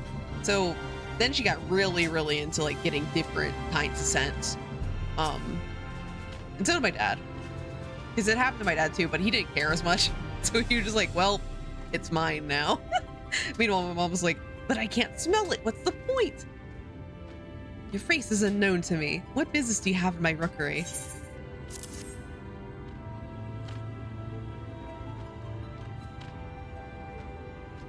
Signed by the Exarch, no less. Yes, I can provide you with an Amaru for passage to Calusia. I will pick you out a friendly whelp. And here I was expecting a chocobo. A chocobo? Do you hail from one of the Norvant's more isolated settlements, perchance? I hear there are places where they ride little else. But here in the Crystarium, mounts like the Greyfell are far more commonly used. Seeing as you're plainly unaccustomed to riding Amaru, I think it best I accompany you in this flight myself. Any Zune worthy of the name could do it, of course, but the Exarch sent you to me. Ensuring you arrive safely is my responsibility. Gather your things and meet me at the Amaru launch. One of the junior tamers will attend to you while I'm ready to bounce.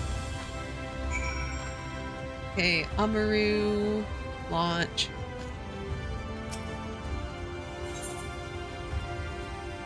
Honestly, one of these days I do kind of want to look around a perfume area again, because it is kind of fun to like sniff a bunch of different things and like and if there's something you like, you put it on your skin and be like, okay, does that smell good on me now? Oh, that smells disgusting, let me go wash it off. It can be fun. You want to fly in Amaru and Calusia? Well, I suppose if Master Genmal is going with you. You want to fly? Wait here, please. Oh, Chazzy, thank you so much for the follow. Really appreciate it. Thank you. The master should be along with bounce shortly. We can now travel to Calusia. Okay.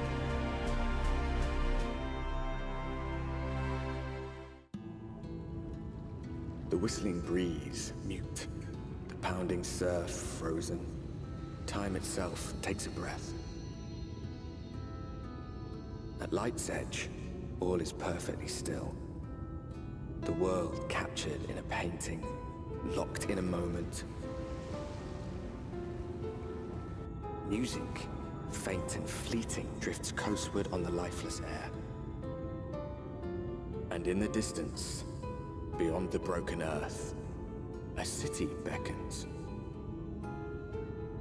Calusia. I love the avatar and the vibe. Thank you. Yeah, my art mama and my rigging artist did a really good job at bringing me to life. Thank you. Glad you like the vibe.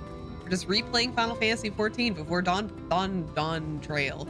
I keep on wanting to say Dawnbreaker, but that's not true.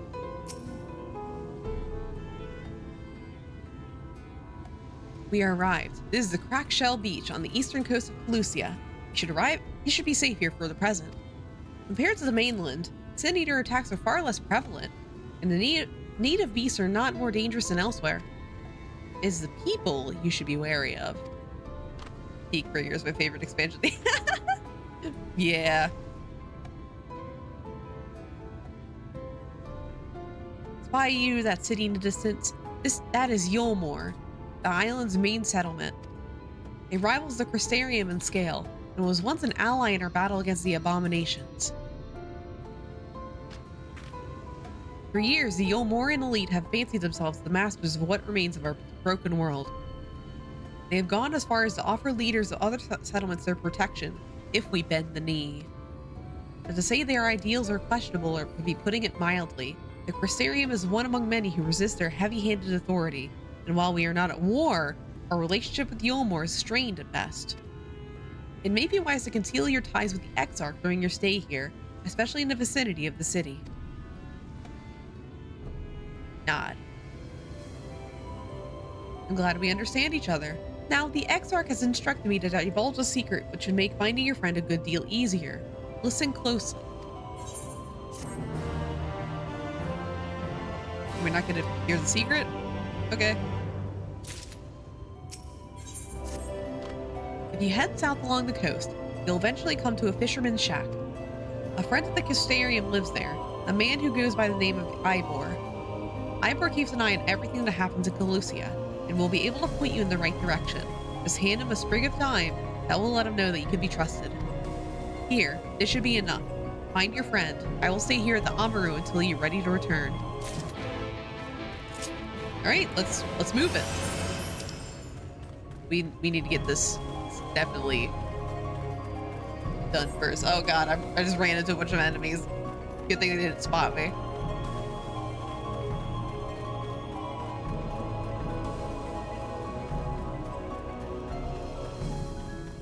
Yeah, I definitely have... This is one of my favorite areas in Shadowbringers. It might be because it's basically the Shadowbringers version of Limsa, and Limsa's my favorite.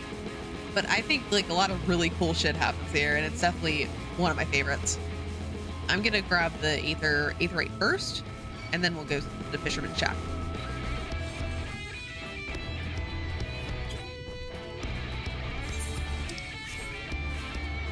Because it was actually something that I didn't know going into Shadowbringers, that a lot of the main areas correspond with something in the source.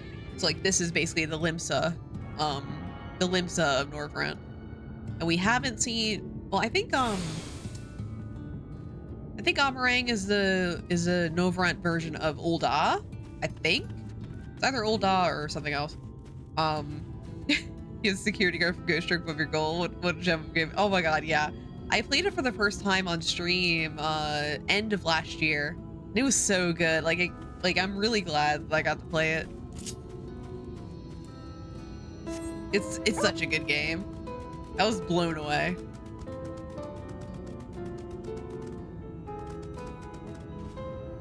Yeah, but we're not going to see the Norvrent version of Gridania yet until like we're further into the expansion. But I think Amarang is Ul'dah. And there's one for Ishgard as well. What are you after? Fish? Crab? I think I've got an eel in a barrel somewhere if you got a taste for them. It was a nice surprise, really charming. So yeah. Oh, I do love a bit of time. Chuck some of the pan and it's like a bloody festival of flavor. Now what can I do for you? Can't say there's been any major upsets to report these past few weeks. Alphino? Aye, I know that one. Our young champion of the downtrodden. Yolmore's richer than all of Norvrent put together, but it's a different story for them who live outside the city. Most spend every waking moment just trying to stay alive, which makes your friend's dedication to helping others stand out all the more. I can hazard a guess as to where he is now. Get a message to him. But you'll need somewhere quiet to meet, away from prying eyes. Make for Stilltide. It's a fishing village just up the path there. You're looking for a rundown excuse for a tavern the locals call the Leaky Heel. Wait there, and I'll see that Alphino joins you. Okay, we were just there, but I'm just gonna, walk up there.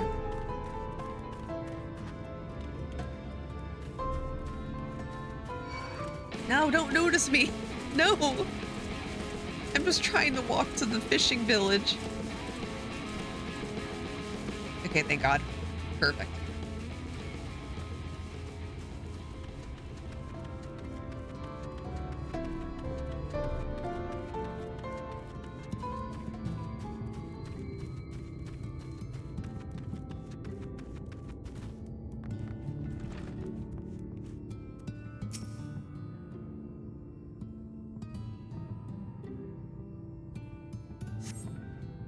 This is your first time in a tavern? It's customary to buy a drink if you mean to loiter. Little you be having.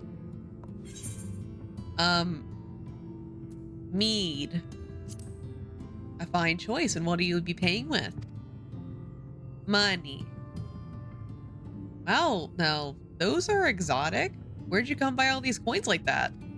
I'm sorry, dear. I don't doubt they have value. I don't have a touchstone to test their purity, and I'm not about to go begging for one from the neighbors. We'll just have to come up with some other arrangement.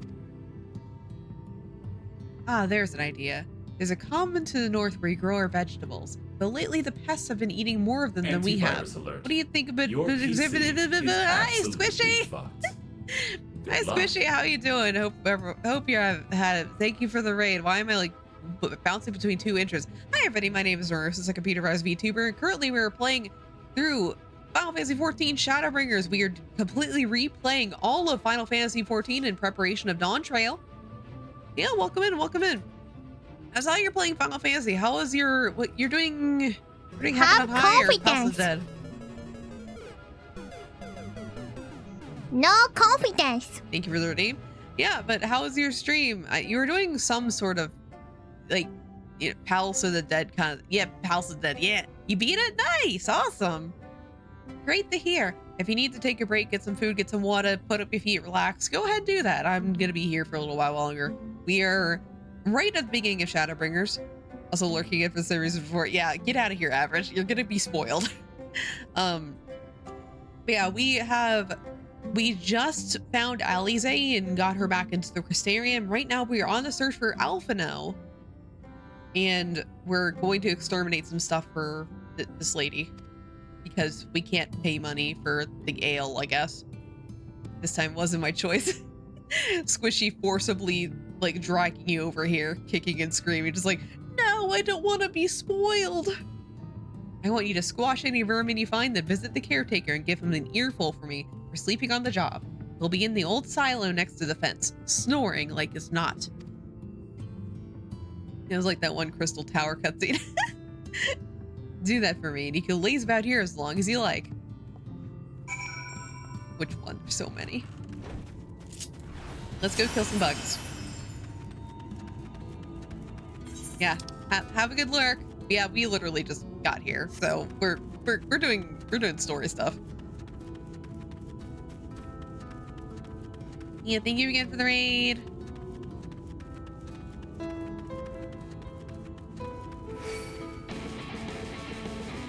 I kind of know what's gonna happen in this part of the story, because like I had this problem with the Stormblood where like I was forgetting the order of like events just because everything's genuinely a blur for me as far as Stormblood goes. But here for Shadowbringers, I kind of have a pretty firm grasp of how the story went. So I kind of know what's gonna happen next, and I'm very excited for it. As far as like this section of the game.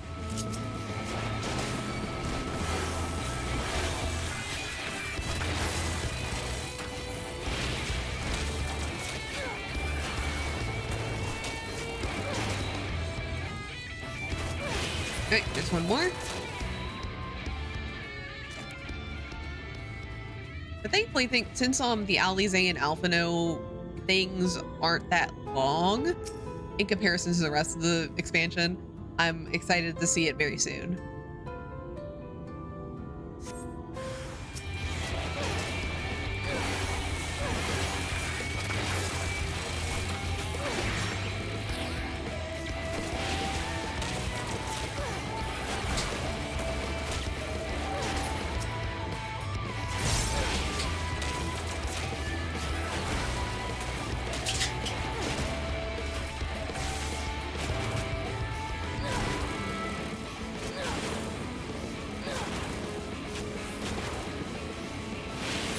Done.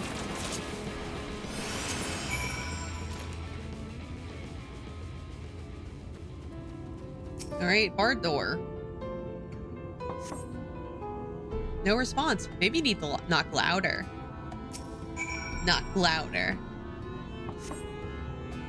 No response. Perhaps the occupant is hard of hearing?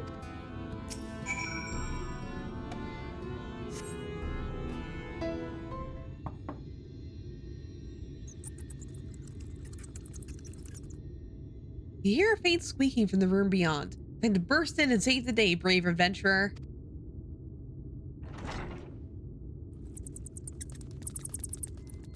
No one is home, and judging by the lack of furniture, they haven't been for some time.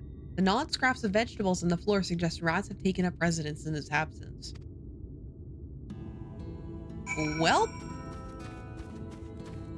Uh-oh.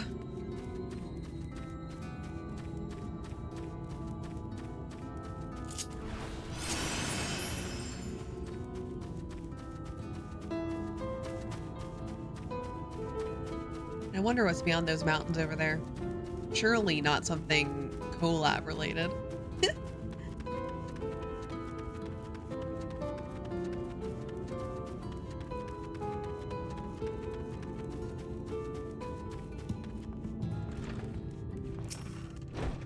Welcome back, dear. What did that good-for-nothing caretaker have to say for himself? Gone? Must have left to join the rest of the hopefuls. In Gate Town, outside Yulmore? You don't have a clue what I'm talking about, do you? And here I was, thinking you were another dreamer. Well, never mind all that. Take a seat wherever you like, dear. You've more than earned it. I'll even throw in another drink on the house.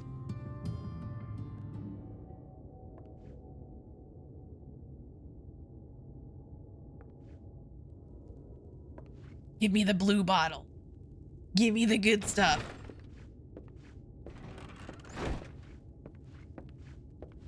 And how is business today, Mistress Theva?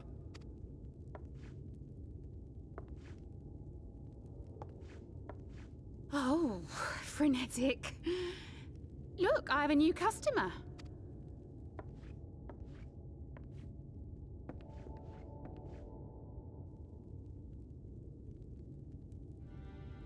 'Tis good to see you, my friend. Hi, Prophet. How you doing? Hope everything's going. Final Fantasy Day.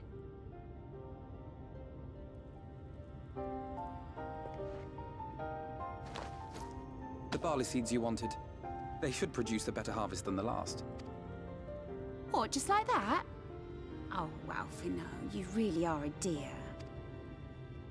Usage jelly? Nice. Well, I'd best be tidying up some of those empty shacks before the pests move in.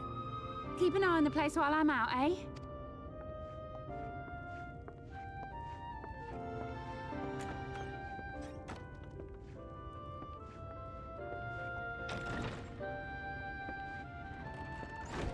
It seems an age since last we spoke. Not since the prisoner exchange in Doma. And Yotsu. Yeah, when the hot lady died. Yeah, I remember that a lot. Longer for me, of course, if you count the days I've spent here. But the time has only added to the relief I feel seeing you safe and well. Me? I was more worried about you. Huh. Alize said much the same thing. I don't think I've ever had such a scolding. But I believe an exchange of news is in order. Come, tell me of your arrival and all that came before.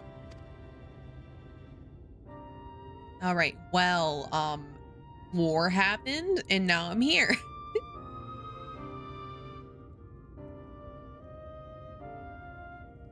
I see. Both the Exarch and Alize told me what they knew of events, but I had stubbornly clung on to the hope that all-out war might yet be avoidable. And poor Tataru. She must be sick with worry. We must endeavor to return as soon as we may. It would be nice to bring her good tidings for a change. Nah. But before we bid this world farewell, we must first ensure that it is not rejoined to the source. We must prevent the 8th Umbral calamity.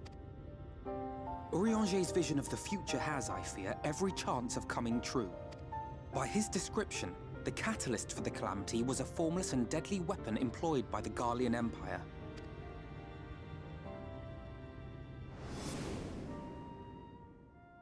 Which can only mean one thing. Black Rose. Gaius was telling you the truth. When we were on the trail of the Ascians, we saw evidence that the gas was being manufactured once more. Gaius was adamant that the project had been scrapped. But so long as there are wars to be waged, there will always be those determined to win by any means. And thus simply destroying the existing stores of Black Rose would do little to alter fate's course.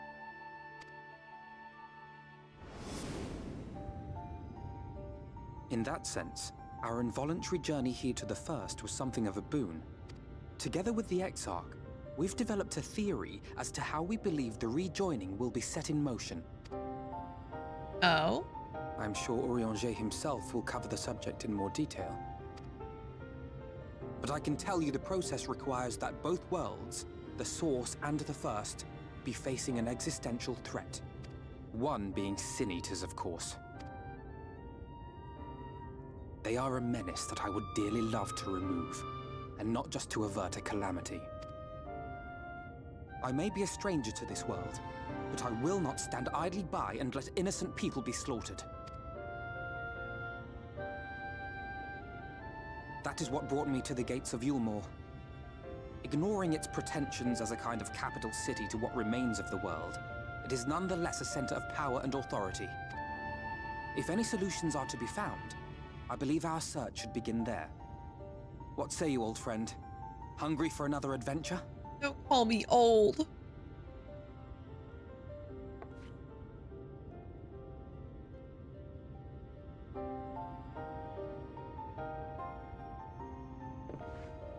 And so we take to the road once more.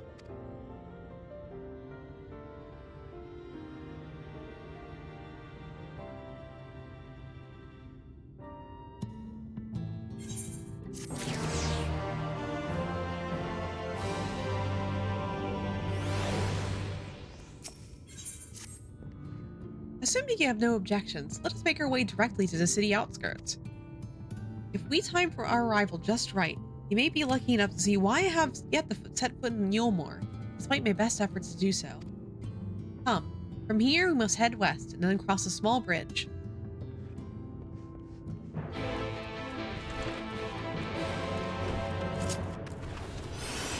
Alright, let's go. See, we have a... This map is so huge, God!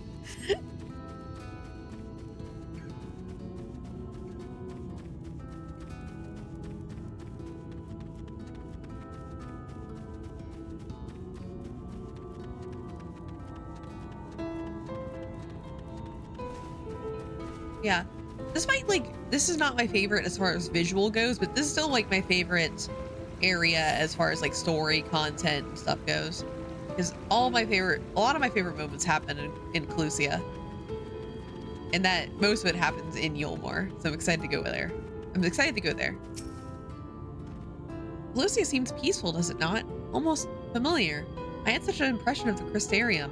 Even in this distant world, people are much the same. To think that whenever a calamity struck the source, a reflection such as this one, with all its culture and history, was being erased from existence. No, get away from me! Over there. Oh, quickly, someone's in trouble. Oh no, not the giant iguanas. The giant iguana's attacking somebody.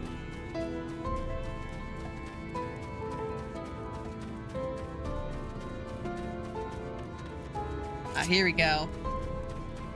Sin Eaters. Oh, thank the fates. Look out!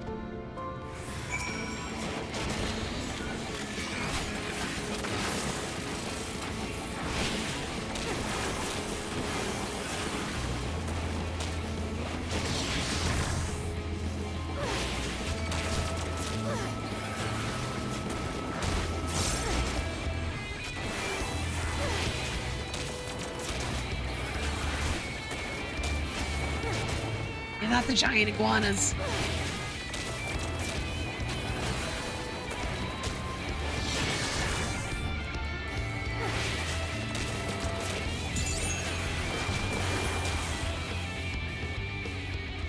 Hello.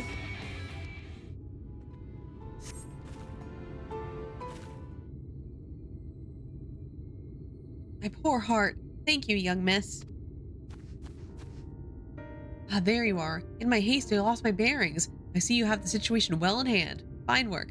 Alphino, you left before me. Are you all right, ma'am? I don't think you wanted to fight. Just a few bruises from when I fell. Nothing compared to what was in store for me before this brave soul came to my rescue. I honestly thought I was done for. My feet are not as swift as they once were, and I knew there was no one left to hear me scream. Not that I let that stop me. I should probably leave my old house behind and queue up outside Yulmore with the rest of them. Doubt those fancy lords and ladies would welcome an old crone like me. Still, even a shack near the gate has to be safer than staying here. One would hope. Either way, I suggest you avoid wandering alone, lest you make the Sin Eater's task any easier.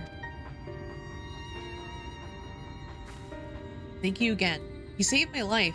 Now I'm sure a strapping lass like you has little to fear, but it wouldn't linger long in this place. There's naught to be had here but cobwebs and memories. Oh, hi, Jack. How you doing? Hope everything's going.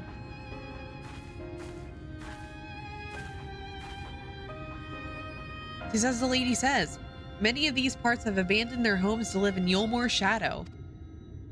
Should the Sin Eaters descend upon this region, there are precious few with the strength to fight them off. Speaking of which, what have you been told of these monsters? Well, I went and saw Alize and something horrifying happened. Ah, yes. Alize would be qualified to speak on the subject. Hi. Compared with Amarang, Clusia is almost a haven. But as you saw, we cannot let our guard down. Had he arrived but a few moments later, the Sin Eaters would have claimed another victim.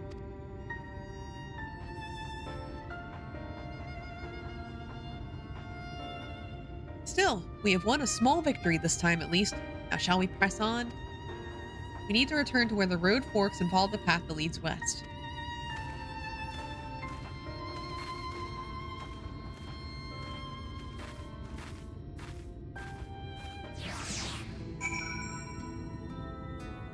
Alright, let's continue on our way to Yulmore.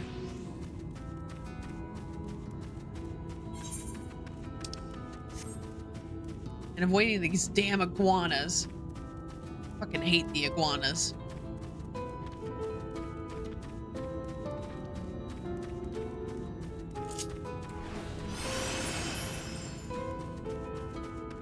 Yeah, so real. Yeah. Yeah, fuck iguanas. Am I right, fellas?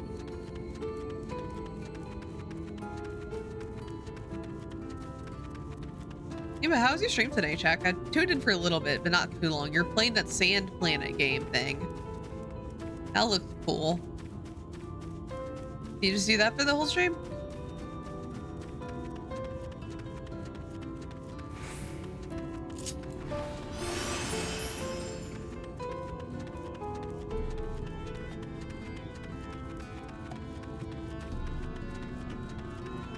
Oh yeah, here come all the... Here it comes. It's pretty alright. Sandland is fun, but not buy it fun. I played it for about an hour, then played TFT. Oh, okay. Okay, cool.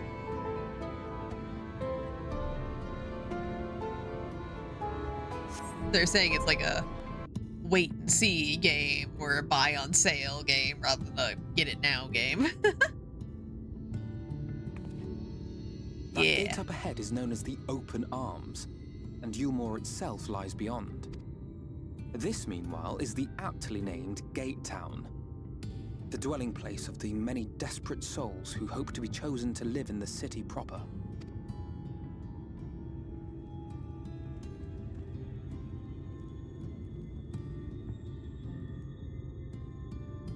I thought I recognized you. Brought a new friend, eh? The two that retail $70 for a game is crazy. Oh god, yeah. Honestly, games being $70 now is like insane to me. I'm still kind of mentally living in that era where games were like 20 bones.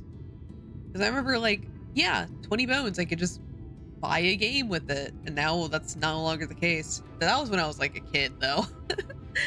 Man, I remember when 20 bucks is like, when I was a kid, 20 bucks bought you so much. It got you so many exciting things. Now 20 bucks is like a meal. Like a cheap meal, not a good meal, a cheap one.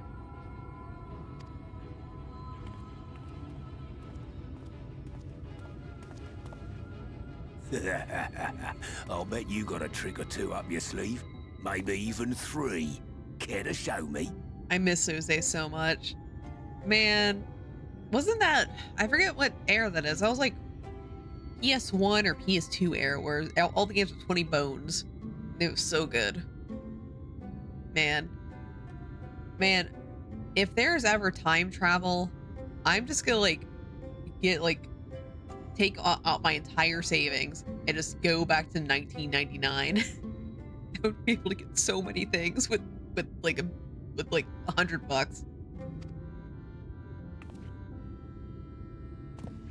She's not here to compete. Leave her be. What? I was only making conversation.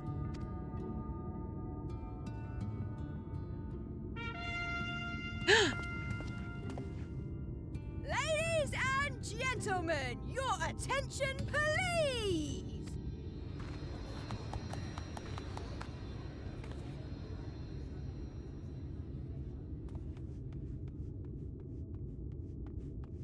Yeah, he sure is nice.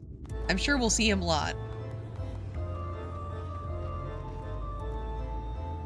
Greetings to our hopeful petitioners, one and all. Yulmore extends its warmest regards. Let it be known that a lady of distinction wishes to dine on fish divine. We seek a master culinarian who can guarantee seafood perfection. Dazzle the matron with your delicious dishes, and life in the city will be yours to enjoy, even on days when fish is not on the menu. Who among you will will answer the call. Name yourself or another. We may not at all. Who will mug you? Was there anyone? Among Us. What about that girl? Do you recall how I said Yulmore was a center of power and authority? Well, that is not the only reason for its fame. It is also known as the City of Final Pleasures.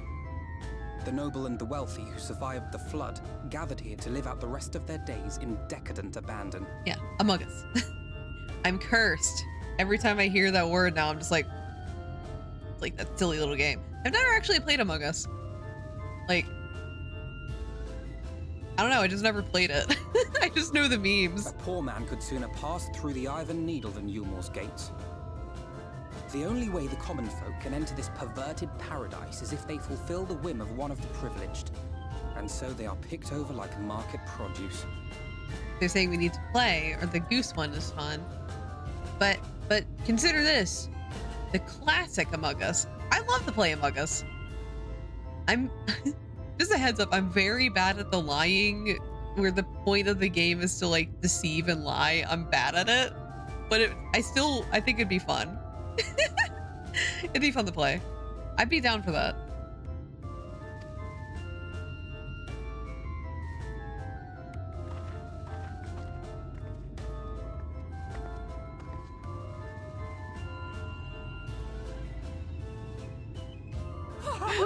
What a catch! We'll not be throwing this one back. Yo, that sounds exactly like Azza though. Like Azza would just admit it, like, yeah, I am the imposter. I wouldn't admit it. I'm just like, I'm bad at lying. So like, I don't know what gives me away, but whenever there's like a game like that, like where you have to like keep it a secret, everyone's immediately just like, no, you did it. And I'm like, no, of course not. They're like, you're lying, you did it. And I did do it. I don't know what it is, but people, like, whenever I have a secret to tell, people immediately clock in on it. They're just like, maybe I'm acting different or something. I don't know. Among Us with friends is fun. Public is chaotic. I mean, I would only play it with friends. I'm not really somebody who just like goes online and plays with randos. I just don't like it. No, never play public. I mean, yeah. like of course, like I do have some form of conversational ability, but I don't want to use it unless I'm with friends or like somebody I'm familiar with. Like I kind of want to know who I'm playing with first before I play a game with you. I can't go with randos. All too obvious charms, we welcome you with open arms. Come, join us in the city of splendor and live out your life in an ecstasy of endeavor. Then it once and ever again. Oh God. Yay, she got in. She got into Yulmore. Everyone clap for her. Oh, just look at those expectant faces. What could you possibly be waiting for? Well, what have we here? An extra share of meal to celebrate our newest resident. That looks like a butt. They have butts to give around. Yay! For you. Everyone here's an ass man. Hee butt. Meal is a foodstuff which Yulmore routinely doles out to the people of Gatetown, and apparently a staple for its citizens as well. Well, I mean, it is shaped like an ass. Many here rely on it to survive in these times of scarcity. Yet the whole arrangement just seems... well, let's just say it leaves a bad taste in my mouth. I wonder this. Yeah, I know.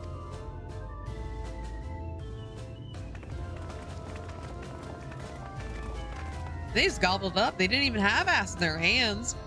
They just ate it immediately. Thanks, ass.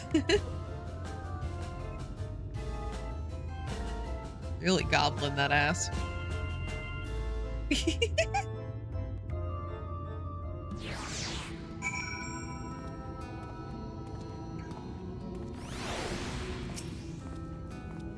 Now you understand why my attempts to enter the city have thus far come to naught. The dubious privilege of residency must be won via a contest of ever-changing rules. They say this policy has been in place for the past 2 decades, ever since Yulmore's current ruler came into power. Yet from what I've seen, it does more harm than good. Not only does it distract the people from our shared struggle against the Sin Eaters, it robs them of their self-sufficiency. I have tried to propose ways they can improve their lot, but my words invariably fall on deaf ears. The attitude is so entrenched now, I worry that, well, mayhap you should take a turn around Gate Town and judge the situation for yourself. Alright, let's look around. I mean, yeah, doesn't look great.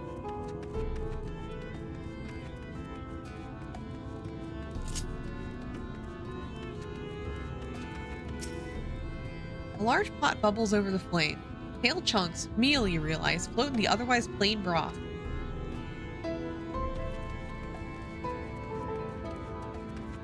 You're boiling that ass? That doesn't sound great.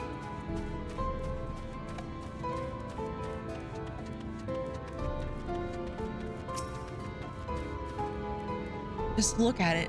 Could you imagine a more beautiful city?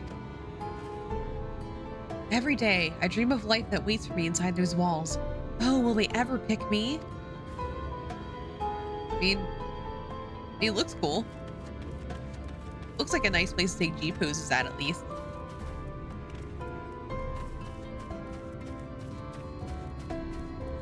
You look cool. Ah!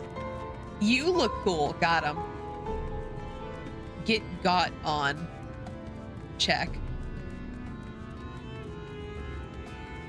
Haha.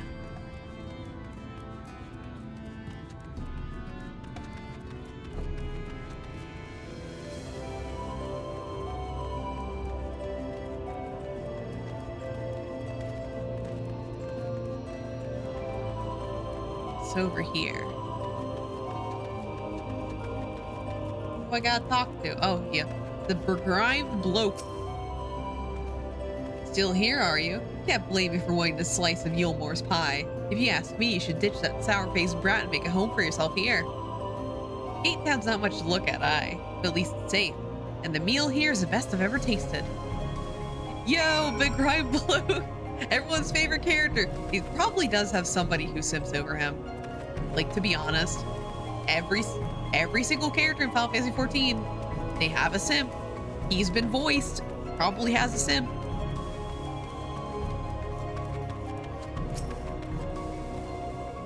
See, you've seen what Gate Town has to offer. These people can no longer fend for themselves. They become dependent on handouts of meal and believe Yulmore is the answer to all their woes. Yet no matter how I frame my encouragement, they seem unwilling, nay, unable to conceive of any other way of life. Even the begrimed bloke.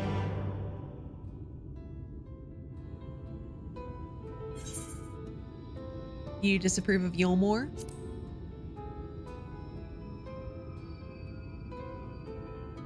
It is difficult to make a final judgment without first seeing the city's inner workings. Mayhap that it is that uncertainty which always makes me feel so ill at ease here. Not that it matters. However unjust the system seems to be, if these people claim to be content with their lot, it is hardly my place to criticize their choices. But take that elderly lady you rescued. Does it not seem like those who have chosen to forego Yulmore's largesse are doomed to suffer their independence? In the end, they are all but forced to seek refuge in Gate Town, and so hamlets and fields across the island are left empty and untended, hastening the region's descent into ruin.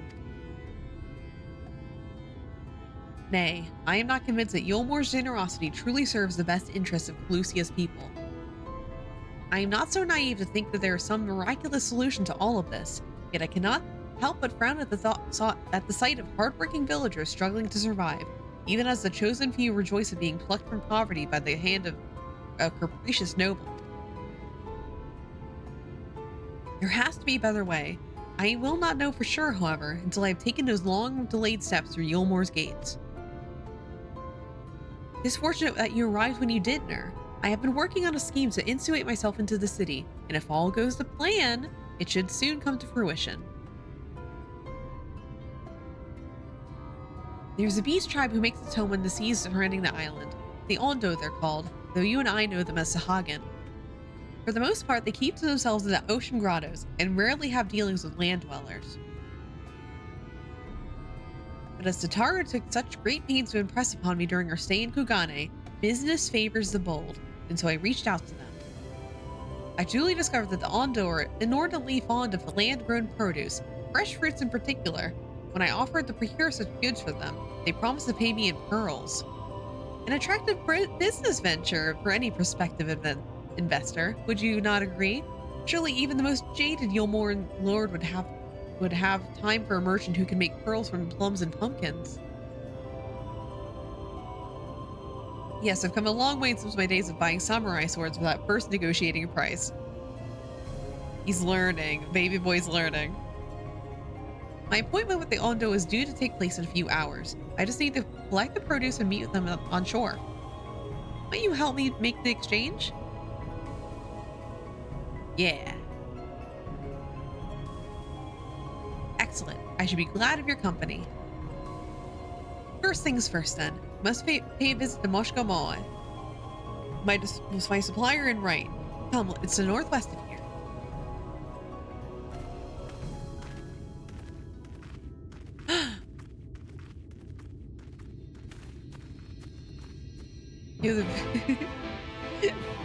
That didn't look like the begrimed bloke. Who is this new fella?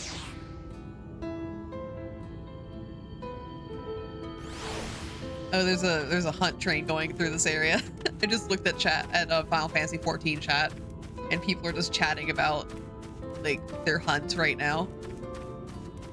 Godspeed, hunters. They're probably up the mountain somewhere.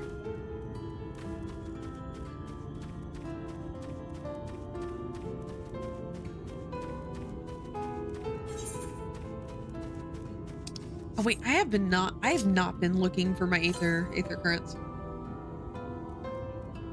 That might be up there. Yeah, I don't think that's close.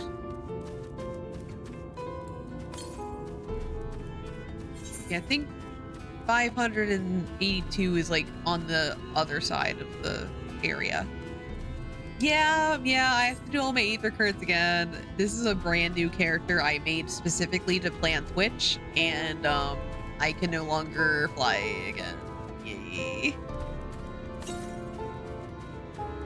Okay, west. Okay, west is good. West is good. Don't emote at me. I've been suffering for well, this is my third expansion of doing Aether currents. Yay! So excited to do Aether currents. Yay! North. Oh, this might be it. Yay! I love Aether currents so much. Whee! Yeah, I completely forgot that I had to start doing that in this area. Since we were just in Amarang, and I think I got everything that I could from Amarang as I can access right now, but east. Okay, that's definitely not that. The problem with the Aether compass is that like if there's something up here but I can't access it, it still like tries to get me up there. But if there's something over here, then maybe I have a chance. Probably something over that's still tied to it, just didn't bother grabbing it. Is there something I can do for you, my friend? Good day to you, Moshamoa. This is my associate, Nur. We are here to collect the produce I purchased. Eh? I loaded your lackey up with the goods not long ago. My lackey? I know no such person. Mistel lad, short blue hair? No? He said he'd come on your behalf, and since he seemed to know all the details, I just assumed. Confound it. Someone must have been eavesdropping on our conversation. If this charlatan was here not long ago, he cannot have gone far. We should split up and search the area. You find a vantage point on the south side of town. I shall take the west. All right, let's look for the thief.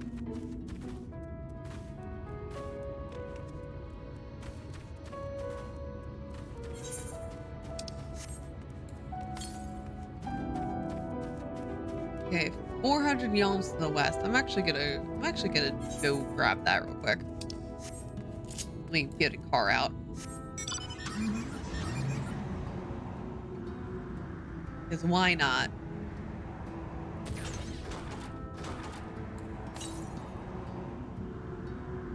Okay, southwest, 296. I don't think it's in there. There's probably on the cliff.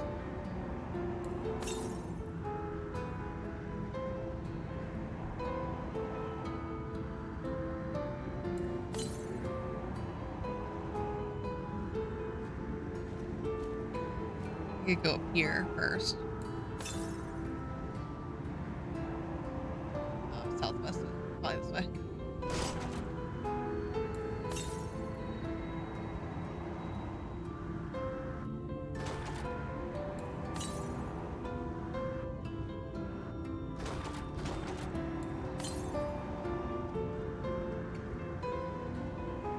Down here, maybe? Up east.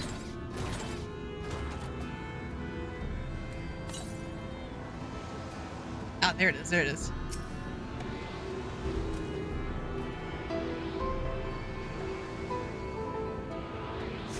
Yay! Okay, that's back to over here. So that might be it. Unless I have something else to the east part of the map. But we won't be able to go to the other side of the map until like we're nearly done with Shadowbringers. So that's it for now. I'll just get a dog out.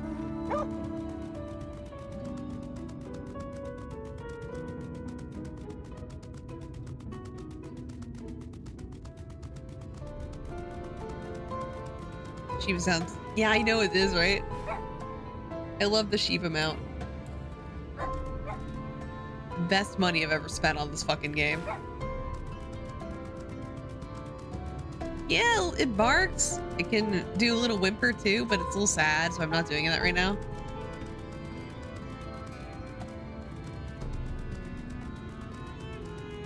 Aha. Alright, let's look for the Mistel.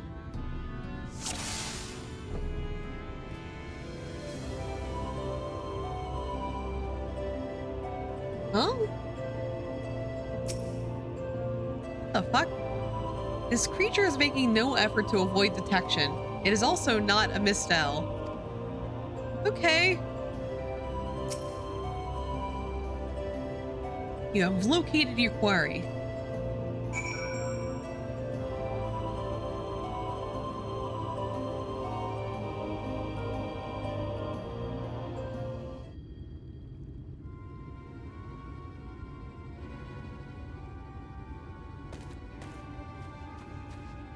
Ner, any sight of him? No, I saw a shoe bill though.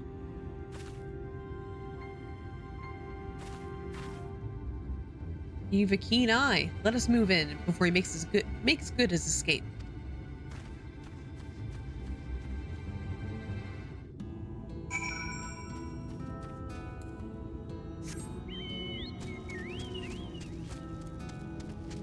And just classic Chocobo right now. I should get more barding for this Chocobo. I forget what barding I have on him. I should get machinist gear on him. I like the machinist barding. You know, for reasons. There you are.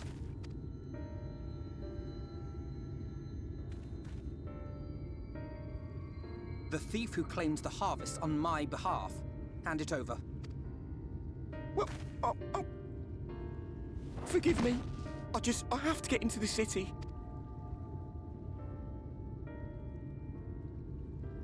I have no family and all my friends have already been chosen. No one here gives a damn about me. When the meal gets handed out, I'm lucky if I get a smell of it. No matter what I do, they won't call out my name. I'm so tired, I'm so bloody hungry. I thought maybe I could steal your idea, get in that way.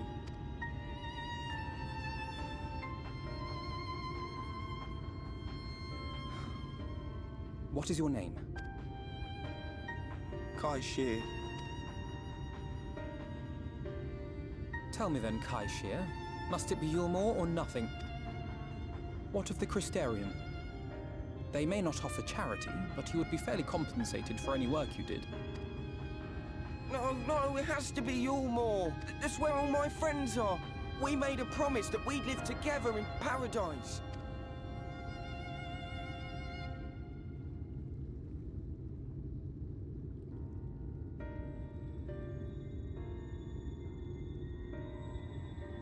I was to make my deal with the Ondo at the Clave. Listen carefully, and I shall tell you my plans for the business, and how best to arouse the Yulmoran's interest. You'll give me your place? Just like that?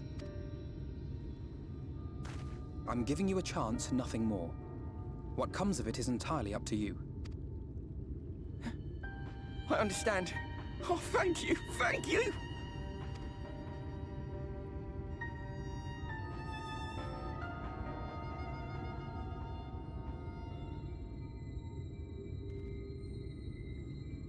All right, bye. See you never.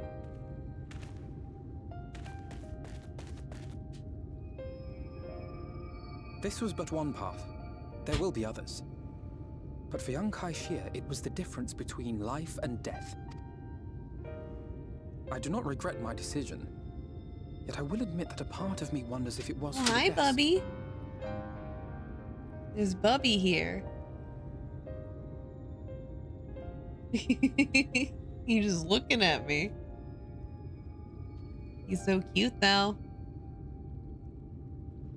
Little Bubby man.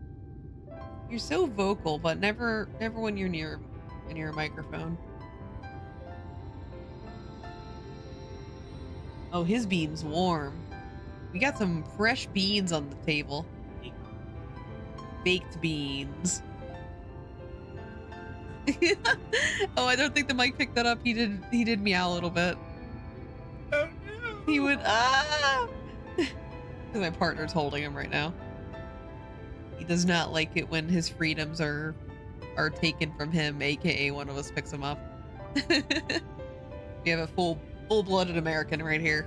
Loves freedom.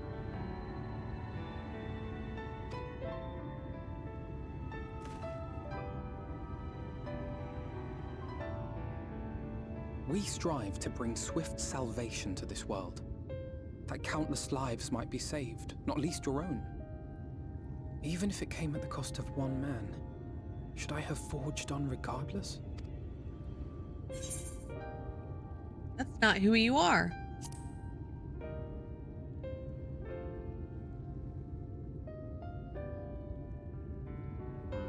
I suppose not. Were Estinian here, Estinian would most likely scoff at my soft-heartedness. Same old Alfino, ever the slave to sentiment. Oh, Alphino, by the way, did you hear that when I collapsed in the battlefield, Estinian rescued me?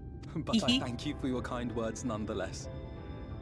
Let us see to it that both these stories have a happy ending. Even though I hoped it was Leiford, but it wasn't.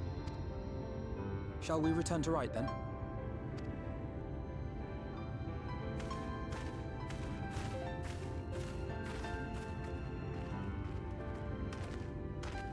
Is that?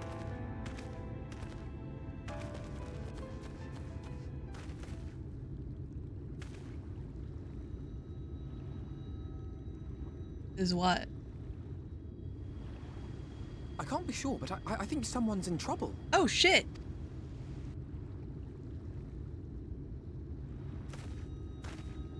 Come on. They may need our help. Someone's fucking dead. That dude's me after I crawled back to shore after nearly drowning.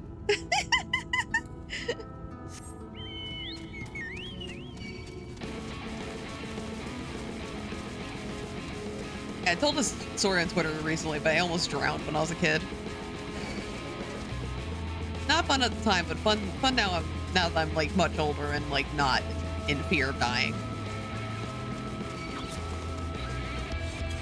I think the scariest part of that whole, yeah, I read that, Jesus, yeah. Yeah. For those of you who didn't see it on Twitter, basically when I was like 10 years old, 10 or 11, I was swimming in the ocean, and here's the thing, when you're swimming like near shore, you can like, you kind of have two choices when waves come up to you. You can either just like get really close and just kind of bob over it as it goes around, or you can dive under it. And I like diving under it because it was really quick. You can get like really close to the waves before they like crash down. Only I was a little too slow. So the wave crashed directly into me before I could swim under it, and I was slammed to the bottom, and I broke my collarbone. Like I landed, because like my neck was kind of off, and it kind of like hit my shoulder in a way that kind of fucked up with my collarbone, and it broke in half. And then I almost drowned and had to swim to shore with a broken collarbone. But the scariest part of that was when the doctor was saying like, yeah, that was the best case scenario for you under those circumstances. I was like, oh, the best case scenario, huh? And they decided to describe to me all of the ways that I could have died that day, and that wasn't fun. Because apparently it would have been really easy, because based on how I was hit on the bottom of the like ocean, it could have easily been my neck. And if my neck had snapped, you know, kind of donezo there. And they also said like, yeah, and since your collarbone was a clean break, as in it was in two pieces, so like it wasn't like a fracture where it was just like a hairline like cutting it. It was like broken. It was broken. They're like, oh yeah, and if you swam wrong, your bone could have punctured your lung. I'm like, okay. What the fuck? You're telling this to a 10-year-old that she could have punctured her own lung by swimming? So let's just say I'm very lucky to be alive right now.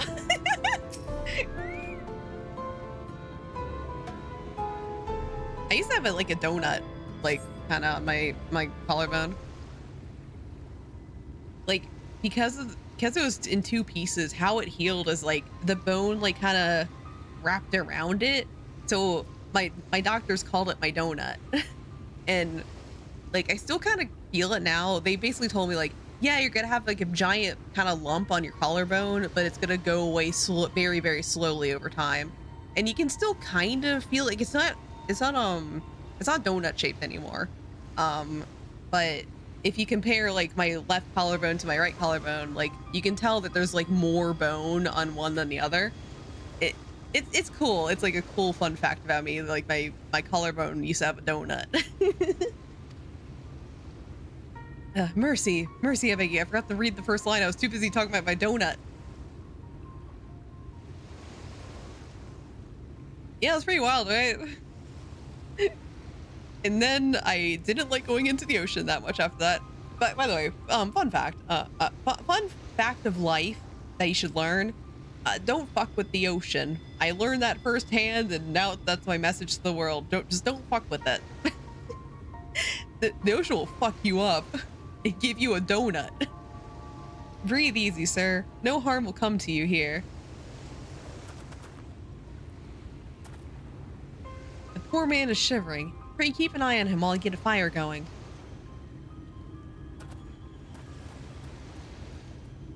Oh, I have that top. I used to use that glam in streams.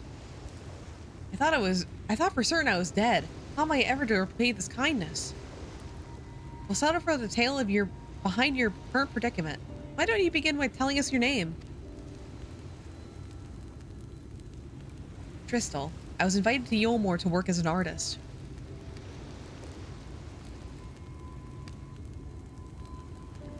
A wealthy couple took me in to paint pictures for them, but when my style proved contrary to their taste, they just as quickly turfed me out into the street.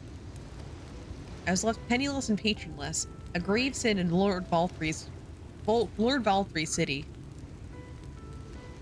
Within days, they had brought me before the man himself, and he asked me what I meant to do. Dejected as I was, I told him I wished to leave. Little did I know how soon he would grant my wish. They flung me over the balustrade into the goddamn ocean. From up there, how are you not dashed to pieces? Don't ask me. Luck, I suppose. Though if he hadn't found me when he did, it wouldn't have counted for much. Monstrous. And his citizens condone such barbaric punishment? Oh, without a second thought. When Lord Voltri passes judgment, no one so much as blinks, let alone argues. In Yulmore, his word is law.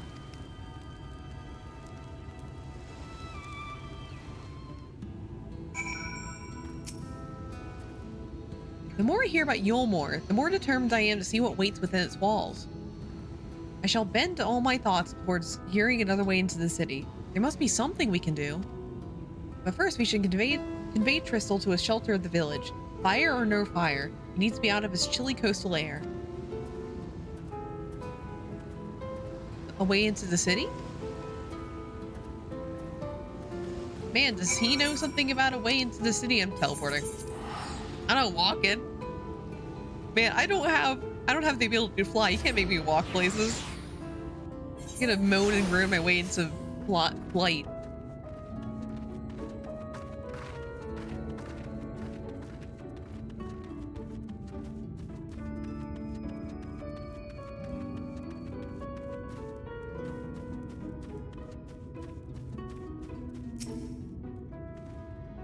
Pray accept my deepest gratitude. I owe both of you my life. And if you'll permit me, I would assist you in your attempt to enter Yulmore, insofar as I am able at any rate.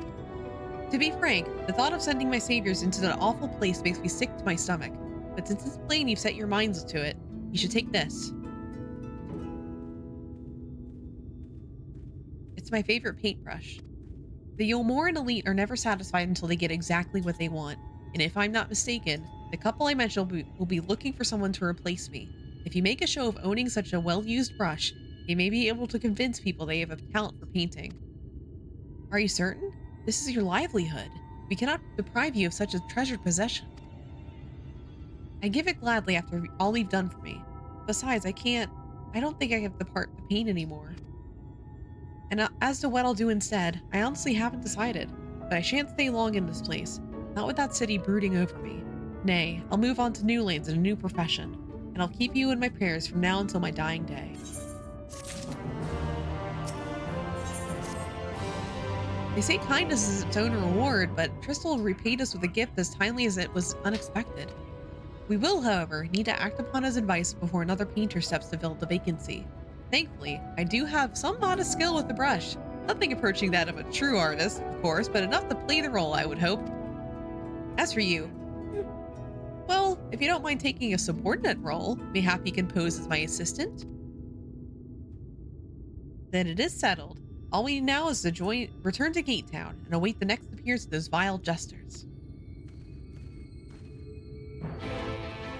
Oh shit, we got some blue quests that we need to, like, flag down. Yeah.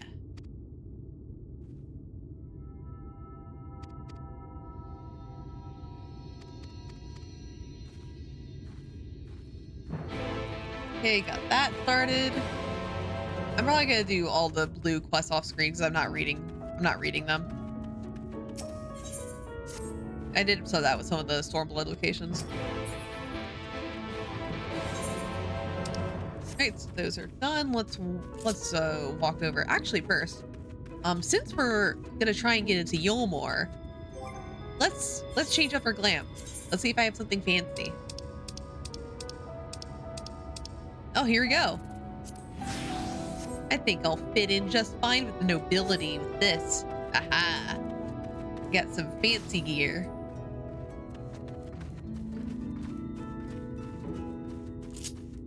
Let's also pull up in a car. I think that'll be good. Bring a car. They'll have to love us in Yulmore with my Final Fantasy 15 car. Everyone loves Final Fantasy 15, right? Right, everyone loves it. I love it.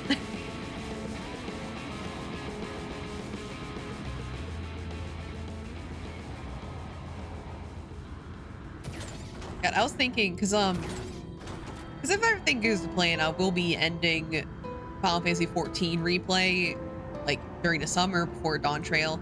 So now I'm thinking like, oh yeah, well, what should I stream afterwards? This is kind of my main long stream thing now. What should I do after it? I kind of dropped all my other really long games just because I was so focused on getting 14 done. So I was thinking of because by the time I'm done with this, I should probably have my like consoles kind of set up. So maybe I could boot up my PS3 again and I can play Tales of Exilia. I think that'd be fun. Because I want to play Exilia 1 and 2.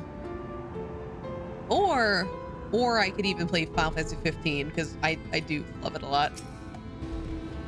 But I've also been wanting to play Xillia for a very long time, so I've already played it before, but I've wanted to replay it for a long time.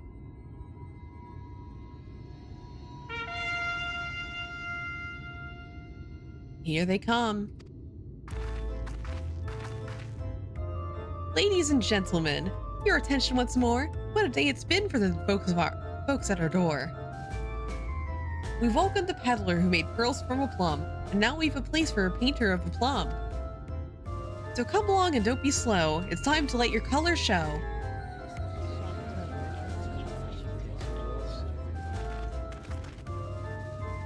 I can paint, portraits at least. Landscapes and still lifes are so rarely commissioned these days. Oh, I thought I spied some new faces in the crowd. What fortunate you should feel at ease with round an easel.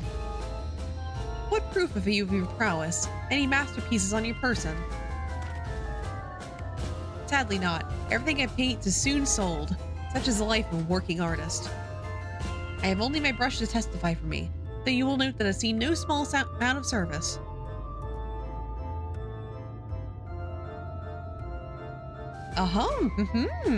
Flecks of paints, both old and new, a tool much loved and much used.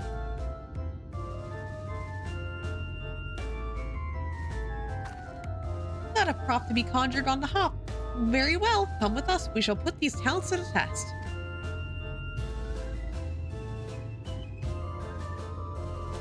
And who's this hanger-on? Well-wisher or parasite? Why, this is my assistant. She whose unfailing support allows my art to flourish. I will go with her or not at all. Parasite, then. We shall leave your fate in the hands of your new employer. It matters not a whit to us. And having filled our latest vacant space, we retire to Yulmore's sweet embrace.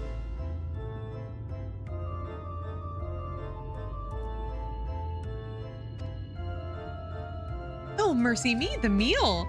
We almost took our leave without leaving a loving token. We must empty the sacks ere we make our way back. Alright, gotta serve out the butts before you go.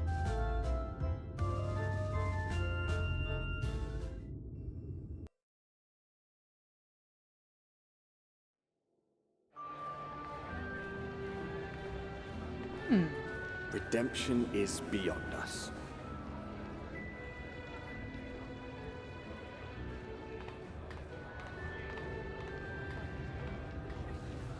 The lament of all but saints and fools, and the comfort of the lords and ladies of this accursed place.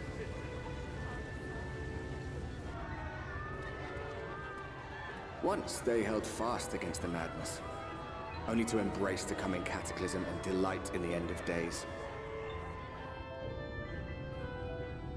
Yulmore.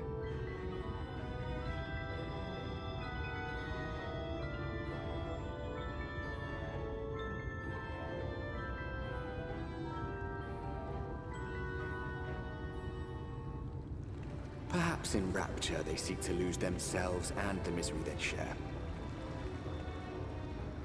Or perhaps for them alone, the promise of eternal pleasure really does hold true.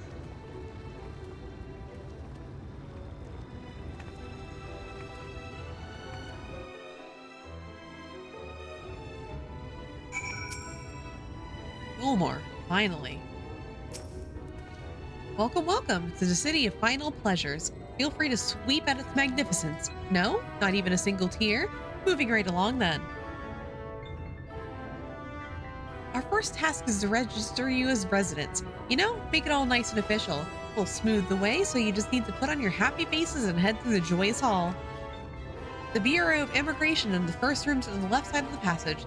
Declare your name and occupation in a nice loud voice. The clerks will tell you where to go from here. Oh, and pay no mind to those folk off the side of the road. Much like the hopefuls in Gate Town, they haven't earned the right to enter the city proper. If, however, you enjoy basking in the envy of your fellow man, then by all means, take your time. But why waste another moment? Go, enjoy the beginning of your new life in paradise.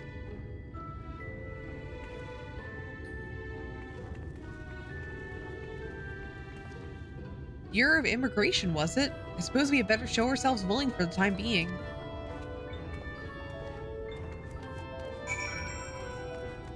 All right.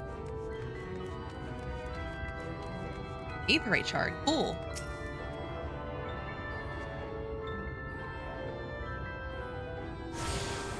Okay, cool.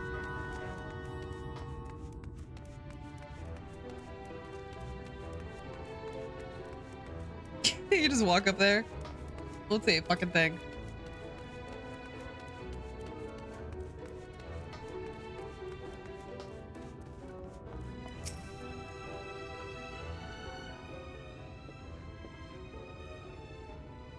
Welcome to Yulmore, fortunate friends. May I have your names? I am Alphino, an artist, and this is Nur, my assistant. Ah yes, I was informed of your imminent arrival. We can forego the usual interview and begin processing your registration papers forthwith. Now, citizens of Yulmore are divided into two classes. They are the free, who are blessed with the favor of Lord Valthree, and the bonded, who work in the employ of the free. You'll be joining the ranks of the bonded. Your duties are to serve a patron in the capacity of which you were chosen. In your case, painting pretty pictures. Should your patron dismiss you for any reason, you must find another sponsor among the free, or accept the work as a general laborer. I see. And might you tell us something of the patron we are to serve?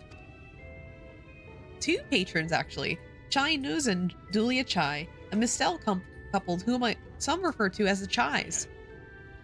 They are both gentle souls, but I would ask that you conduct yourself with respect and humility, for your own sake as much as theirs.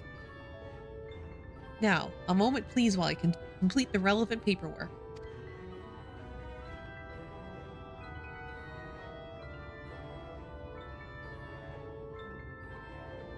All in order. These are your registration documents. Take those papers next door and submit them to the clerk. Once they've been stamped, you will be official Yulmore citizens. Enjoy your new life in paradise.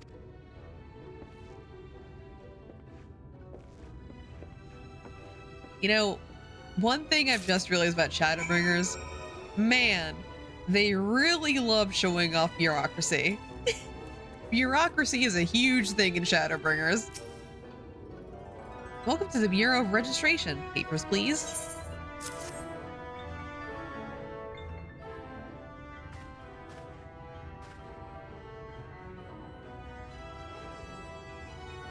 Oh, what have we here? Alphino, artist, and Nur, artist assistant, to be employed in the service of Lord Chai Nuz and Lady Dulia Chai. Yes, everything seems to be in order. Your registration is hereby approved. I think it best that we deliver you to the Chai residence before... Sniff? Huh? Sniff, sniff? Oh dear. You smell hideous. Did you crawl here through a ditch? It's like an old unholy miasma of dust and sweat and musk of some unwashed beast. Proceed directly to the delusory next door and scrub yourselves clean. Use whichever showers are free. After you've rinsed away that stench, you'll want to splash yourself with this perfume liberally. Once you've made yourself presentable, then you may proceed to the Chai residence. Karen, the guard by the stairs, will give you directions.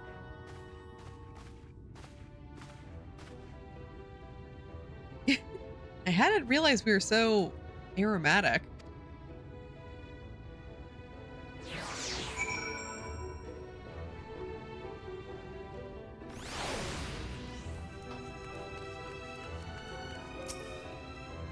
We're debating here then?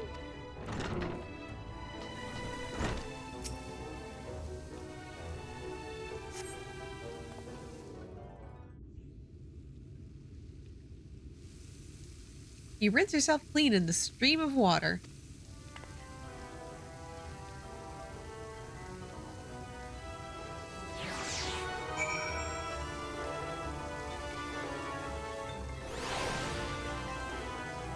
That's being clean. Thank you. Thank you. We're clean. I have to apply the perfume now. Now that I'm clean, I gotta smell nice too. Gotta put on perfume.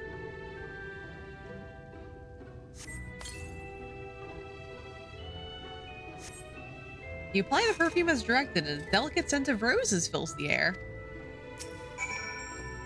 Oh, you're showered and dressed already, have you? Is it not that is to say, it seems rather exposed for one's ablutions, does it not? Hurry up and shower, Stinky! Fine, just a quick rinse then.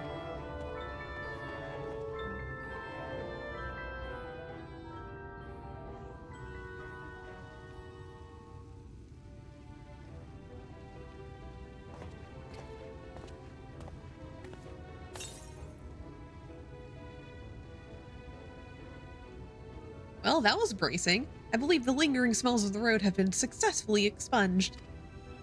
Shall we go and present ourselves to our new patrons then?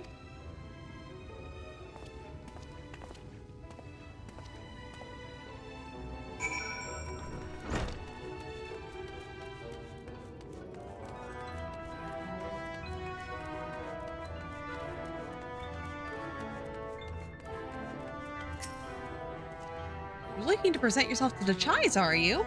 Let me explain how the city's laid out. Imagine 3 layers, one on top of the other. This layer here is called the buttress. Above that is the understory, where the military has its headquarters, and above that, you've got the canopy, which is where the free citizens of Yulmore spend their days. So if you want to find your new patrons, you'll have to keep climbing until you run out of stairs, then look for the Grand Dame's parlor. They'll be in there, like as not. Heh. But, heh. But. Right, so we have all these stairs that we have to climb. Yay. If I saw this in real life, I'd just not.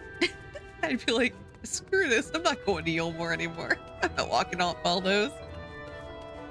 Who cares if it's paradise? I'm going to be sweaty at the end of it. I'm not going to be sweaty in paradise. Nah, leaves. Yeah, exactly. I'm out of here.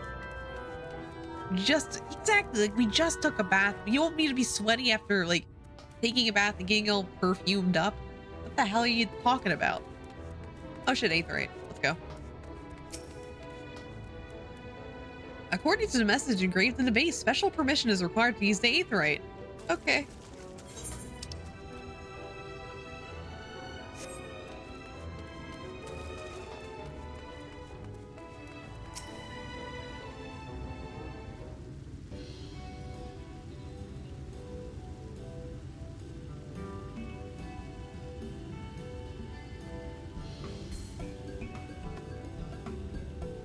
Hey, Dolia! Oh, who's this then?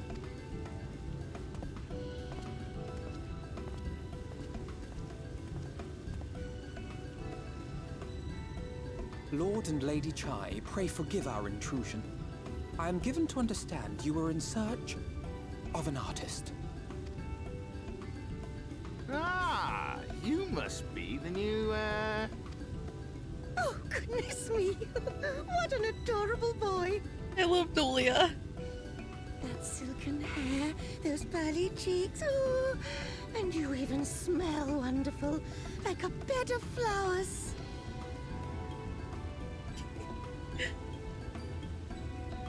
I approve of this one, dearest. I am positive he will paint us the most delightful pictures.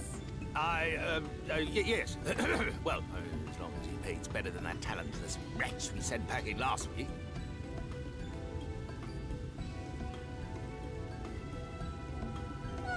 wonderful, wonderful. Welcome to Yulmore.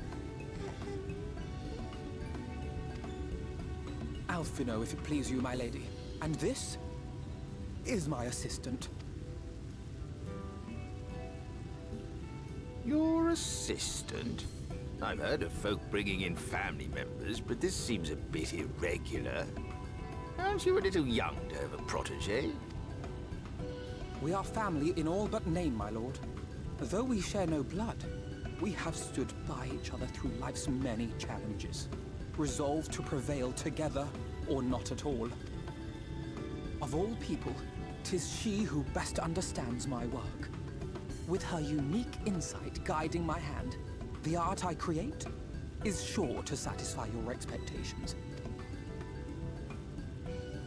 Once the picture has begun, of course, I shall have no need of constant encouragement.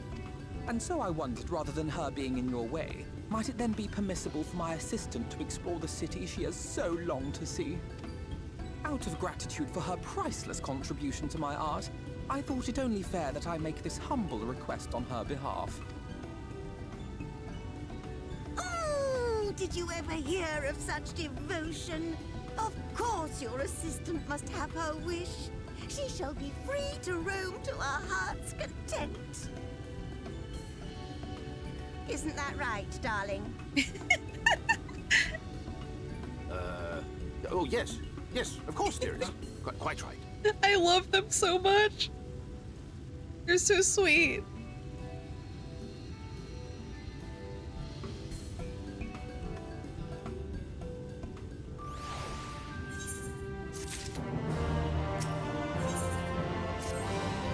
Now that you've the opportunity to experience Yulmore, I suggest you make the most of it. Explore the city, top to bottom. In other words, I'll start with the canopy and go from there. Try wandering around the market stalls mayhap. Such places are usually filled with colorful characters, only too eager to share the local gossip with a friendly visitor. I would appreciate it, of course, if you would share any discoveries with me in turn. We could both learn as much as possible about our new place of residence. Off we go. The city is yours to explore. Oh, but do be careful along those outer walkways. I would be most upset if you were to slip and fall. If my wife has given her permission, then you need not seek my say-so. All I ask is that you behave yourself. Draw no attention and be respectful at all times. I love them so much. The Chais are some of my favorite characters in Final Fantasy XIV. They're just so sweet. I love them. Oh, hello there. A fresh register, are we? You seem a little lost. Well, it is lovely to make your acquaintance. Speaking of acquaintances, would you be happen to run into my attendant on your wanderings, would you? Big, strong lad, long hair, tied back. He was escorting me on a shopping errand when I realized I dropped my handkerchief, and now I've been waiting here all alone while he's been searching for it. I'm not terribly fond of being alone. If you do see him, I would be obliged if you could pass on this message. Forget the silly handkerchief and return to my side at once. Okay, gotta find this guy.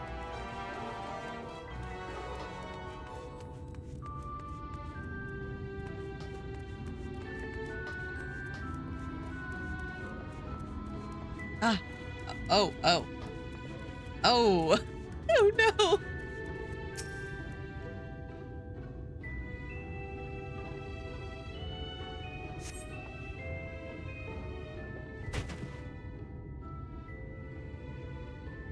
Wicked White, that was too close. Thank you, friend. I don't know what I would have done if you hadn't come along. I was trying to rescue my lady's handkerchief, you see. The wind must have blown it over the edge, but luckily it caught on something. I thought I could just stretch far enough. You risk your life for a scrap of cloth?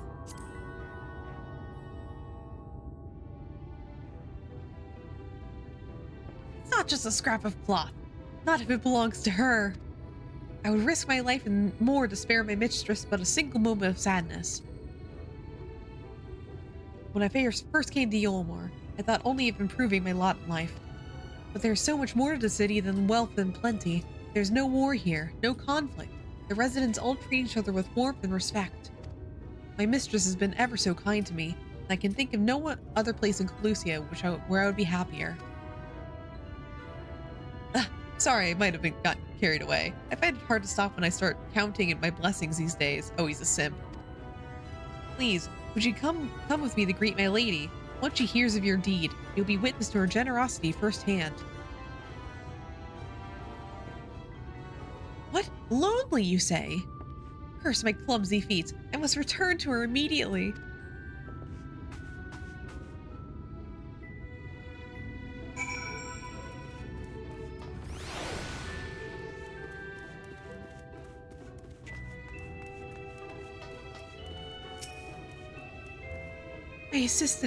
My attendant told me everything. I am very grateful that you were there to offer your assistance. You value him highly, then.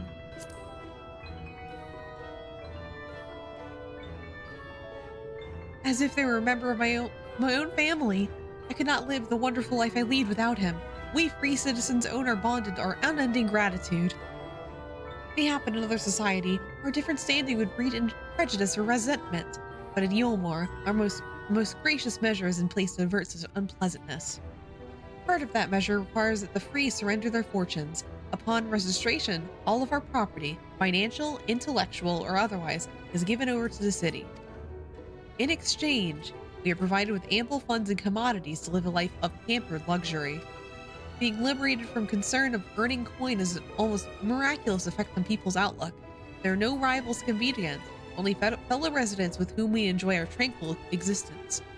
Now, if you'll excuse us, I must see that the markets have to offer as a reward for the return of my handkerchief.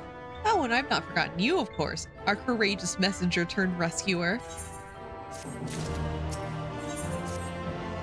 All this talk of relying on the bonded, and I haven't even thought of what your duties may be. I hope I haven't interrupted your work unduly. A tour of the city, is it? And you really must visit the beehive. It's always buzzing with activity. Local humor. Anyway, a lady by the name of Trista B usually has her seat near the entrance. She will gladly speak with you on a number of topics, assuming you find yourself on our good side. I'm gonna put boots on.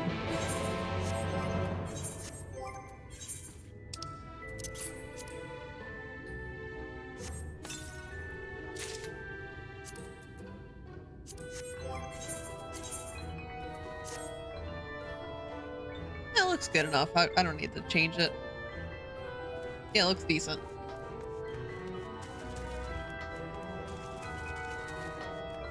Alright, let's visit the beehive. You know, the place from Final Fantasy VII. You know, the famous one.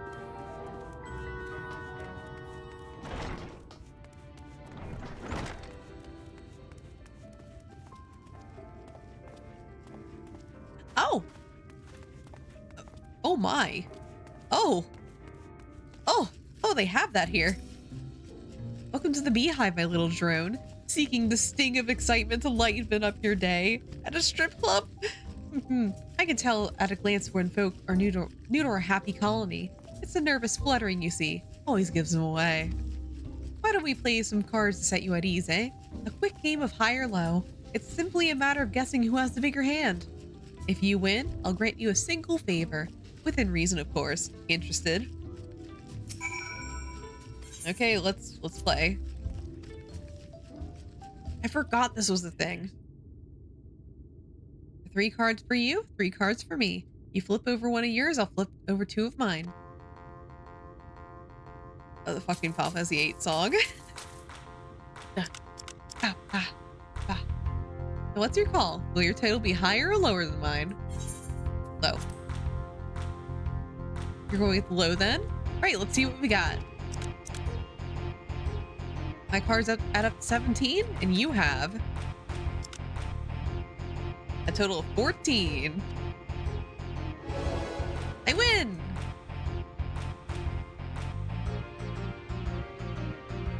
Congratulations, your guess is right. Usually I concede defeat at this point, but what do you say to a rematch? One more win and we'll talk about that favor. Okay, let's go. One more. All right.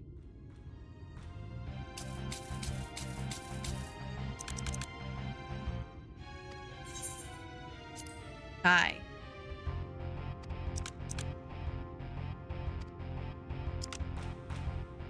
$24. All right, we win.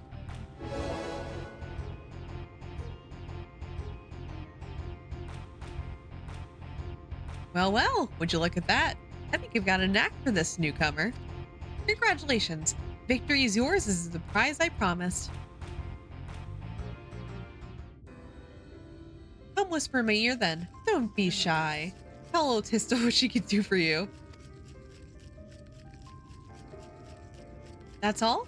How delightfully wholesome. But if knowledge is what you want, then that is what you shall have. Like, she was absolutely asking for a sexual, like, hoping for a sexual favor. In my humble estimation, the most wondrous thing about this town is how safe we are from the Sin Eaters.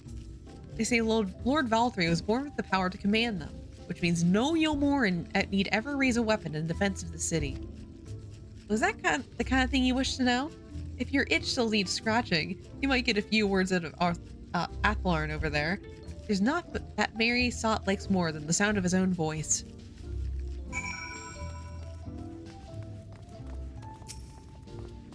What's that? New to Yulmore, you say? Yeah, only you just arrived and already you're looking to peel away the layers of mystery. Oh, I'm all for chatting. We need to slow down and enjoy life, my friend. I'll tell you what, you hop up on stage and give us a dance first, and then we'll have a little talk. Hello, HR, I need to report somebody? Human resources? Human resources, please. I need to click on the mark on stage. Let's go up here. All right, well, we'll do a little jig.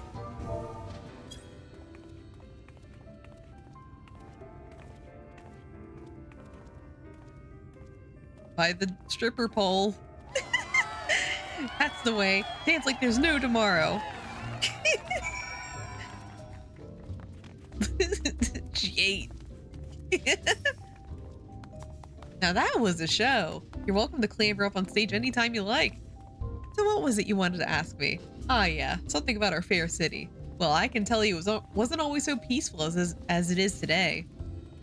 The Yulmoran army may be the very essence of military might, but even our forces saw grievous losses in the war against the Sin Eaters. Serving. Things changed for us, 20 years ago now, when the old ruler's son came to power. He's got this way with the Sin Eaters, you say. Turns them as docile as house cats. I wouldn't be exaggerating to say they've become something of an ally to Yulmore, no longer an enemy to be feared. And yet elsewhere, there are fools who insist on fighting their losing battles. Ah, a toast to Lord Valthree. You gain the preliminary sense of the city. The Chais and Alphino will be expecting your return. Alphino, I broke it down sexy style in the beehive. What have you learned?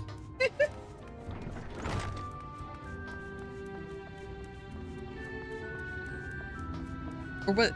Maybe I broke it down sensitive style. Maybe that. Less sexy, more sensitive.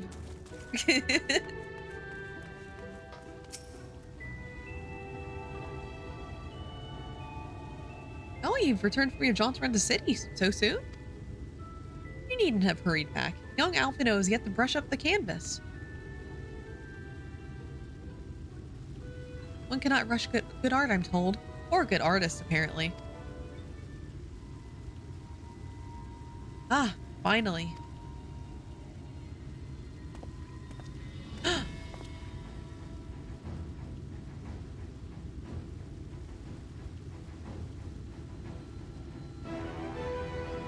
I put together an ensemble out of the garments he chose. Is this satisfactory? Oh, goodness gracious me. The last outfit was precious, but this makes you look positively dashing. You truly are a handsome boy. How am I to decide? What? I don't recall this part of the artistic process.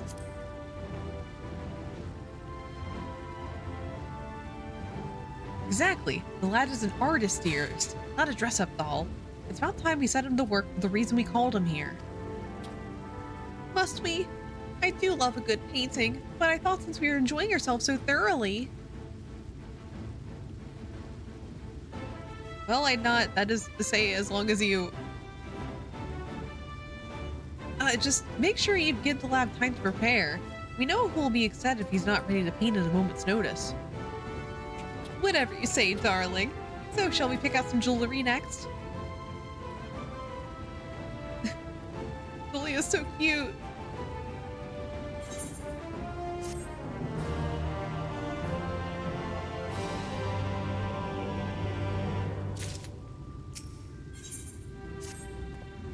Lady Chai has a very particular sense of beauty, and apparently that extends to how I shall dress while painting. But this obsession of hers works in our favor. The time I spend indulging these distractions is time you can use to continue your explorations. For this excursion, I'd like you to delve into the layer below us and sniff about the military headquarters. I'm sure the understory has its own tale to tell.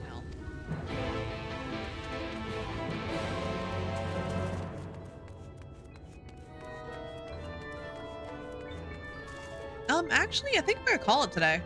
Because I am streaming Final Fantasy more tomorrow. So I think, like, it'd be good to finish it up tomorrow. I'm just feeling a little hungry. I'm gonna have a snack. I already ate dinner, but I'm like, oh man, but what if I had something else before now? So I'm I'm stopping stream because I'm hungry. All right. But yeah, tomorrow I'm going to eat that snack. I will. So tomorrow I'm going to be streaming more Final Fantasy XIV. I am hoping that we can make it to the first dungeon tomorrow. That's my hope. But let's see if we're going to raid. And also on Friday, I have a collab with Errol. I'm just going to be on his channel. I don't know. We haven't discussed the time yet, but it's going to be some point on Friday. Let's see. Oh shit. I'm gonna check how long she's been streaming. Okay, well, she's still into it. She's been streaming for a while, but you know. We're gonna raid Sade. Sade's streaming Omori, which is one of my favorite games of all time, so, you know, you gotta. Okay. So, let's queue it up. Yeah. So, soon, TM. Yeah. Check, when are you planning on playing Omori? It's so good. You gotta play it. Get scared. Yeah. Thank you for joining soon. Okay. Yeah, thank you for joining me for Final Fantasy XIV. I haven't installed it because I want to set up something for it. What?